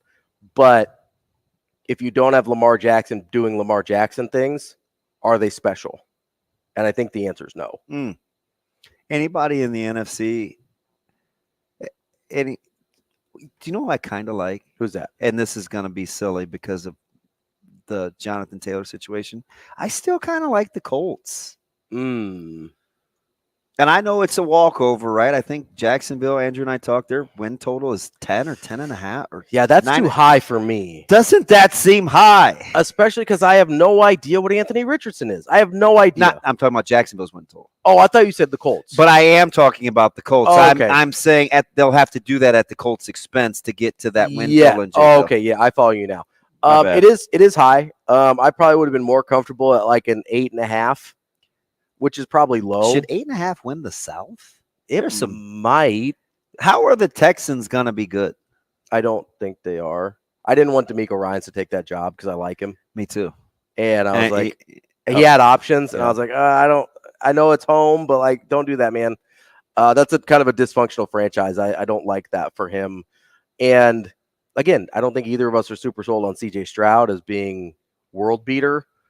Looks a little rough. So if he's not awesome, they're not winning games. He just holds the ball. Yeah. Well, so I think part of it is the Ohio State offense is designed to be super simple in terms of like reading and getting the ball out. And also when you've got Marvin Harrison Jr. beating guys after a step and a half, like that helps a lot. There's not a lot of like progressions to get through. I just hate having an opinion after one game, right? It feels a little strong. My radar is definitely up though. So I'm not saying for sure, but I had concerns prior to this, and then you see the one game and you're like, if you play with Richardson and Indy, does the type of back you are matter? Oh, it seems like Taylor could flourish with that's Richardson. An interesting question. But I could also see the management like, well, let's look and see what everybody else is doing around the league at running back. That's an interesting question. I do think you could have a really interesting running offense between those two guys, because I do think you're going to have to do a lot of QB run with Richardson early until he at least some semblance of RPOs, right? Yeah, until he gets comfortable with the passing game. I think you're going to have to simplify things for him because he just frankly has not got a lot of reps at quarterback at Florida. And the ones we saw, like, yeah, there's flashes of brilliance, but this dude was wildly inconsistent, right? So I think they're going to have to lean on Taylor a lot. And data says quarterbacks coming out of college with that fewest starts typically struggle. Yeah, they have a hard time. And so, and it's not like he lit the world on fire in those starts. It's not like it was a Cam Newton where he's just incredible for the year and then, he gets drafted. There were some up and down bumps with Anthony Richardson. You know who else I think may struggle a little bit that some people like? Who's that? The Giants. Oh, I don't like the Giants. I didn't buy them last year. That division, though, I'm not buying Daniel Jones. I'm just never going to. I kind of like Dallas. I know. I gotta think about that some more. You think maybe a little Philly regression? I kind of like that as a drop. No, don't play that out loud. That's all for a Monday. This has been Coffee and Cream. We'll see you tomorrow.